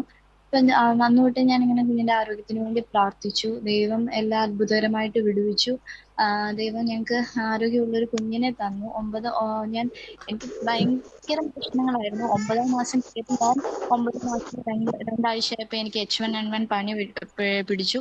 അങ്ങനെ സിസേറിയൻ ആയിരുന്നു എനിക്ക്. കുഞ്ഞുണ്ടായി കഴിഞ്ഞ് നോക്കിയപ്പോഴത്തേക്കും കുഞ്ഞിന്റെ തലയിലെയും ചെസ്റ്റിലെയൊക്കെ വെള്ളം പോയി. പക്ഷെ ഈ കിഡ്നിയിലെ മാത്രം ഡയലറ്റേഷൻ കണ്ടു. അപ്പം ഡോക്ടർമാർ പറഞ്ഞു അത് കുഴപ്പമില്ല, കാരണം അത് മിക്ക കുഞ്ഞുങ്ങളിലും ഉണ്ടാവുന്ന 80% കുഞ്ഞുങ്ങളിലും അത് കാണും, അത് 2 വയസ്സാകുമ്പോൾ തന്നെ പോകുമെന്ന് പറഞ്ഞു. അപ്പം എന്നാലും നമുക്ക് അങ്ങനെ കൊച്ചായതുകൊണ്ട് എനിക്കത് കേട്ടിട്ട് ഭയങ്കര വിഷമമായിരുന്നു. ഞാൻ കുഞ്ഞ് എൻ്റെ വയറ്റിൽ ഉണ്ടെന്ന് അറിയുന്നതിന് മുമ്പ് തൊട്ടേ എൻ്റെ കുഞ്ഞിന് വേണ്ടി ഞാൻ ഇങ്ങനെ പ്രാർത്ഥിക്കുമായിരുന്നു. അപ്പൊ ഞാനിങ്ങനെ ഒരുപാട് പ്രാർത്ഥിച്ചു. അപ്പൊ എഴുതി വെച്ച് ഇങ്ങനെ പ്രാർത്ഥിച്ചു കറക്റ്റ് 6 മാസം ഇവന് 6 മാസം തികഞ്ഞപ്പോ ഇവനൊരു പനി വന്നു, അഡ്മിറ്റ് ആവേണ്ടി വന്നു. ഞാൻ ബ്രദറിനടുത്ത് മെസ്സേജ് അയച്ചിട്ടുണ്ടായിരുന്നു, പ്രാർത്ഥിക്കാൻ പറഞ്ഞു. ബ്രദർ എനിക്ക് വേണ്ടി കുഞ്ഞിന് വേണ്ടി പ്രാർത്ഥിച്ചായിരുന്നു. എന്നിട്ട് ആ 5 അഡ്മിറ്റായി കുഞ്ഞ് യൂറിനറി ഇൻഫെക്ഷൻ കൊണ്ടാണ് കുഞ്ഞിന് പനി ആയത്. സാധാരണ യൂറിനറി ഇൻഫെക്ഷൻ വരുമ്പോഴത്തേക്കും നമുക്കൊരു കിഡ്നിയിൽ ചെറിയൊരു ഡയലറ്റേഷൻ നോർമലി എല്ലാവർക്കും കാണിക്കുന്നതാണ്. ഇപ്പം ഞാൻ ഡിസ്ചാർജ് ആവുന്ന സമയം കുഞ്ഞിന് ഇങ്ങനെ ഒരു കാര്യം പറഞ്ഞിട്ടുള്ളതുകൊണ്ട് ഫോളോ അപ്പ് നല്ല രീതിയിൽ ചെയ്തു. ഡോക്ടർ പറഞ്ഞു ഡയലറ്റേഷനും എല്ലാ കാര്യങ്ങളും മാറി, കുഞ്ഞിപ്പം നോർമലി എല്ലാം കിഡ്നി എല്ലാം നോർമൽ ആയിട്ടുണ്ട്, ഇനി ചെക്ക് ചെയ്യേണ്ട, എല്ലാം നോർമൽ ആയെന്ന് പറഞ്ഞു. ഈ സാക്ഷി എനിക്ക് പറയണമെന്ന് എൻ്റെ മനസ്സിൽ ഇങ്ങനെ ഇന്ന് പ്രാർത്ഥിച്ചു. ഞങ്ങൾ കുടുംബ പ്രാർത്ഥനയിൽ ഇങ്ങനെ ആയിരുന്നപ്പോൾ തൊട്ട് എൻ്റെ മനസ്സിൽ ഇങ്ങനെ ഇന്നത്തെ പ്രയത്നം പറയണമെന്ന് ഉണ്ടായിരുന്നു. ദൈവത്തിന് നന്ദി പറയുന്നു. തീർച്ചയായിട്ടും കർത്താവെ, അങ്ങ് തൊട്ട സൗഖ്യത്തിന് നന്ദി പറയുന്നു. പ്രിയസ് പറഞ്ഞ പോലെ തന്നെ കർത്താവിൻ്റെ നാമത്തിൽ തുടർമാനമായിട്ട് പ്രാർത്ഥിച്ചുകൊണ്ടിരുന്നു. ഞാൻ പറഞ്ഞില്ല, പ്രാർത്ഥനയെന്ന് പറഞ്ഞത് ഒന്ന് പ്രാർത്ഥിച്ച് അവസാനിക്കുന്നതല്ല, പ്രവൃത്തി കാണുന്നത് വരെ പ്രാർത്ഥിച്ചോണം. കാര്യം അതാണ് നമ്മുടെ ലക്ഷ്യം. നമ്മുടെ ലക്ഷ്യം കിട്ടാത്ത ഒരു വസ്തുവല്ല, ലഭിച്ചു കഴിഞ്ഞിരിക്കുന്ന ക്രിസ്തു യേശുവിലൂടെ തന്നിരിക്കുന്ന രോഗസൗഖ്യമാണ്. അത് സിസ്റ്റർ പറഞ്ഞ പോലെ തന്നെ കീപ്പ് ഓൺ പ്രാർത്ഥിച്ചുകൊണ്ടിരുന്നു. കർത്താവ് തൊട്ടു, പൂർണ്ണമായിട്ടുള്ള സൗഖ്യം കുഞ്ഞിൻ്റെ മേൽ കൊടുത്തു. അത് നമുക്ക് ദൈവകൃപയാൽ കേൾക്കുവാൻ ഇടയായി തീർന്നു. മുന്നോട്ടും കർത്താവ് നടത്തുമാറാകട്ടെ. നമുക്ക് ഒരുമിച്ചെന്ന് വിശ്വാസ പ്രഖ്യാപനങ്ങളെ ഏറ്റുപറഞ്ഞ് ദൈവസന്നിധിയിൽ പ്രാർത്ഥിക്കാം. എനിക്കറിയാം ഇനിയും സാക്ഷ്യങ്ങൾ പറയാനുണ്ട്, എനിക്കത് കേൾക്കണം. വരും ദിവസങ്ങളിലൊക്കെ നമുക്ക് എല്ലാവർക്കും കേൾക്കണം, തുടർച്ചയായിട്ട് നമുക്ക് കേൾക്കാം. ഈ ദിവസങ്ങളിൽ നിങ്ങൾ നിങ്ങളുടെ ശരീരത്തെ നോക്കിക്കൊണ്ട് ഏത് രോഗിയാണോ ഇത് കേൾക്കുന്നതെന്ന് കൈവച്ച് പ്രാർത്ഥിച്ചുകൊണ്ടിരുന്നോണം. നിങ്ങളുടെ ജീവിതത്തെ നോക്കിയിട്ട് പറഞ്ഞുകൊണ്ടിരുന്നോണം. തലമുറയെ നോക്കി പ്രാർത്ഥിച്ചുകൊണ്ടിരുന്നോണം, കൽപ്പിച്ചുകൊണ്ടിരുന്നോണം. നിങ്ങളുടെ വിശ്വാസം വർക്കൗട്ട് ചെയ്തെടുക്കുക, നിങ്ങളുടെ വിശ്വാസത്തെ പ്രവർത്തിപ്പിക്കുക. നിങ്ങൾ ദൈവപ്രവൃത്തി കാണാനിടയാത്തരും വചനത്തിലൂടെ നമുക്കിതെല്ലാം തുറന്നു തന്നുകൊണ്ടിരിക്കുകയാണ്. നമുക്ക് ഒരുമിച്ച് ഇന്ന് പ്രാർത്ഥിക്കാം. എല്ലാ ദിവസവും എനിക്ക് 2-3 ദിവസമായിട്ട് മീറ്റിങ്ങുകൾ ഒരു മിനിറ്റുള്ളൊരു വീഡിയോ നിങ്ങൾക്ക് വരുന്നുണ്ടായിരിക്കും. ചെറിയൊരു ഷോർട്ട് മെസ്സേജാണ്. ഞാൻ ഈ സ്റ്റാറ്റസ് ഇടുന്നവരെയൊക്കെ കണ്ടു. കർത്താവിൻ്റെ കൃപയാൽ വലിയ സന്തോഷം. ഒത്തിരി ആൾക്കാർ പറയാറുണ്ട്, ആ ചെറിയ മെസ്സേജാണെങ്കിൽ പോലും ഒത്തിരി ആൾക്കാരുടെ ജീവിതത്തെ ദൈവം തൊടുന്നുണ്ട്. ഞാൻ അവരെ ഓർത്ത് സ്തുതിക്കുന്നു. ഓരോ ദൈവിക സന്ദേശങ്ങളും ഷെയർ ചെയ്യുന്നവരുണ്ട്, ലിങ്കുകൾ അയച്ചു കൊടുക്കുന്നവരുണ്ട്, വീഡിയോസ് അയച്ചു കൊടുക്കും. നിങ്ങൾ ചെയ്യുന്നത് വലിയ ശുശ്രൂഷയാണ്. കാര്യം നിങ്ങൾ ഒരു വ്യക്തിയെ യേശുവിലേക്ക് കൊണ്ടുവരികയാണ്. അതിനെല്ലാം ഇപ്പം കർത്താവിൽ നമ്മളെല്ലാവരും കർത്താവിൻ്റെ ശുശ്രൂഷ ചെയ്യുവാണ്. ഞാൻ ഈ സ്റ്റാറ്റസ് ഇടുന്നവരെ കൂടുതൽ എടുത്തു പറയാൻ കാരണം, നമ്മൾ പലപ്പോഴും ചിലരൊക്കെ ഇങ്ങനെ സിനിമാ നടന്മാരുടെയും സിനിമാ പാട്ടും ലോകത്തില്ലാത്ത എല്ലാം ഇടുമ്പോൾ നമ്മളതിൽ അഭിമാനം കൊള്ളുക. പക്ഷേ അതുകൊണ്ട് നിങ്ങൾക്ക് ഒരു പ്രയോജനമില്ല. ആ വ്യക്തി നിങ്ങളെ അറിയുന്ന പോലുമില്ല. പക്ഷേ കർത്താവിൻ്റെ സുവിശേഷം ഒരു വ്യക്തിക്ക് നാം കൊടുക്കുമ്പോൾ തീർച്ചയായിട്ടും അതിന് പ്രതിഫലമുണ്ട്. ആ വചന നിമിത്തം ഒരു വ്യക്തിയുടെ ജീവിതത്തെ തൊട്ടാൽ തീർച്ചയായിട്ടും അതിൽ ദൈവം നിങ്ങളെ അനുഗ്രഹിക്കും. കർത്താവ് പറഞ്ഞതുപോലെ, ഞാൻ ആർക്കും കടക്കാരനല്ല, എൻ്റെ നിമിത്തം സുവിശേഷ നിമിത്തം എന്തു ചെയ്താലും, ബൈബിളിൽ വാക്യമുണ്ട്, കർത്താവിൻ്റെ നാമത്തിൽ വരുന്നവന് കുടിക്കുവാൻ വെള്ളം കൊടുക്കുന്നവന് ഞാൻ പ്രതിഫലം കൊടുക്കുന്നു പറഞ്ഞു. അങ്ങനെയെങ്കിൽ കർത്താവിൻ്റെ നാമത്തിൽ സുവിശേഷം പ്രതി ചെയ്യുന്ന നിങ്ങളെല്ലാം ഞാൻ കർത്താവിൻ്റെ നാമത്തിൽ അനുഗ്രഹിക്കുന്നു. നിങ്ങൾ വലിയൊരു ശുശ്രൂഷയാണ് ചെയ്യുന്നത്. ഞാൻ നിങ്ങളെ വീണ്ടും എൻകറേജ് ചെയ്യുന്നു. കർത്താവ് അനുഗ്രഹിക്കേണ്ട. വിമർശനങ്ങളെ മൈൻഡ് ചെയ്യരുത്. കാര്യം കർത്താവാണ് നമുക്ക് പ്രതിഫലം തരുന്നത്. God bless U. നമുക്ക് ലൈവിലുള്ളവർക്ക് വേണ്ടി ഒന്ന് പ്രാർത്ഥിക്കാം.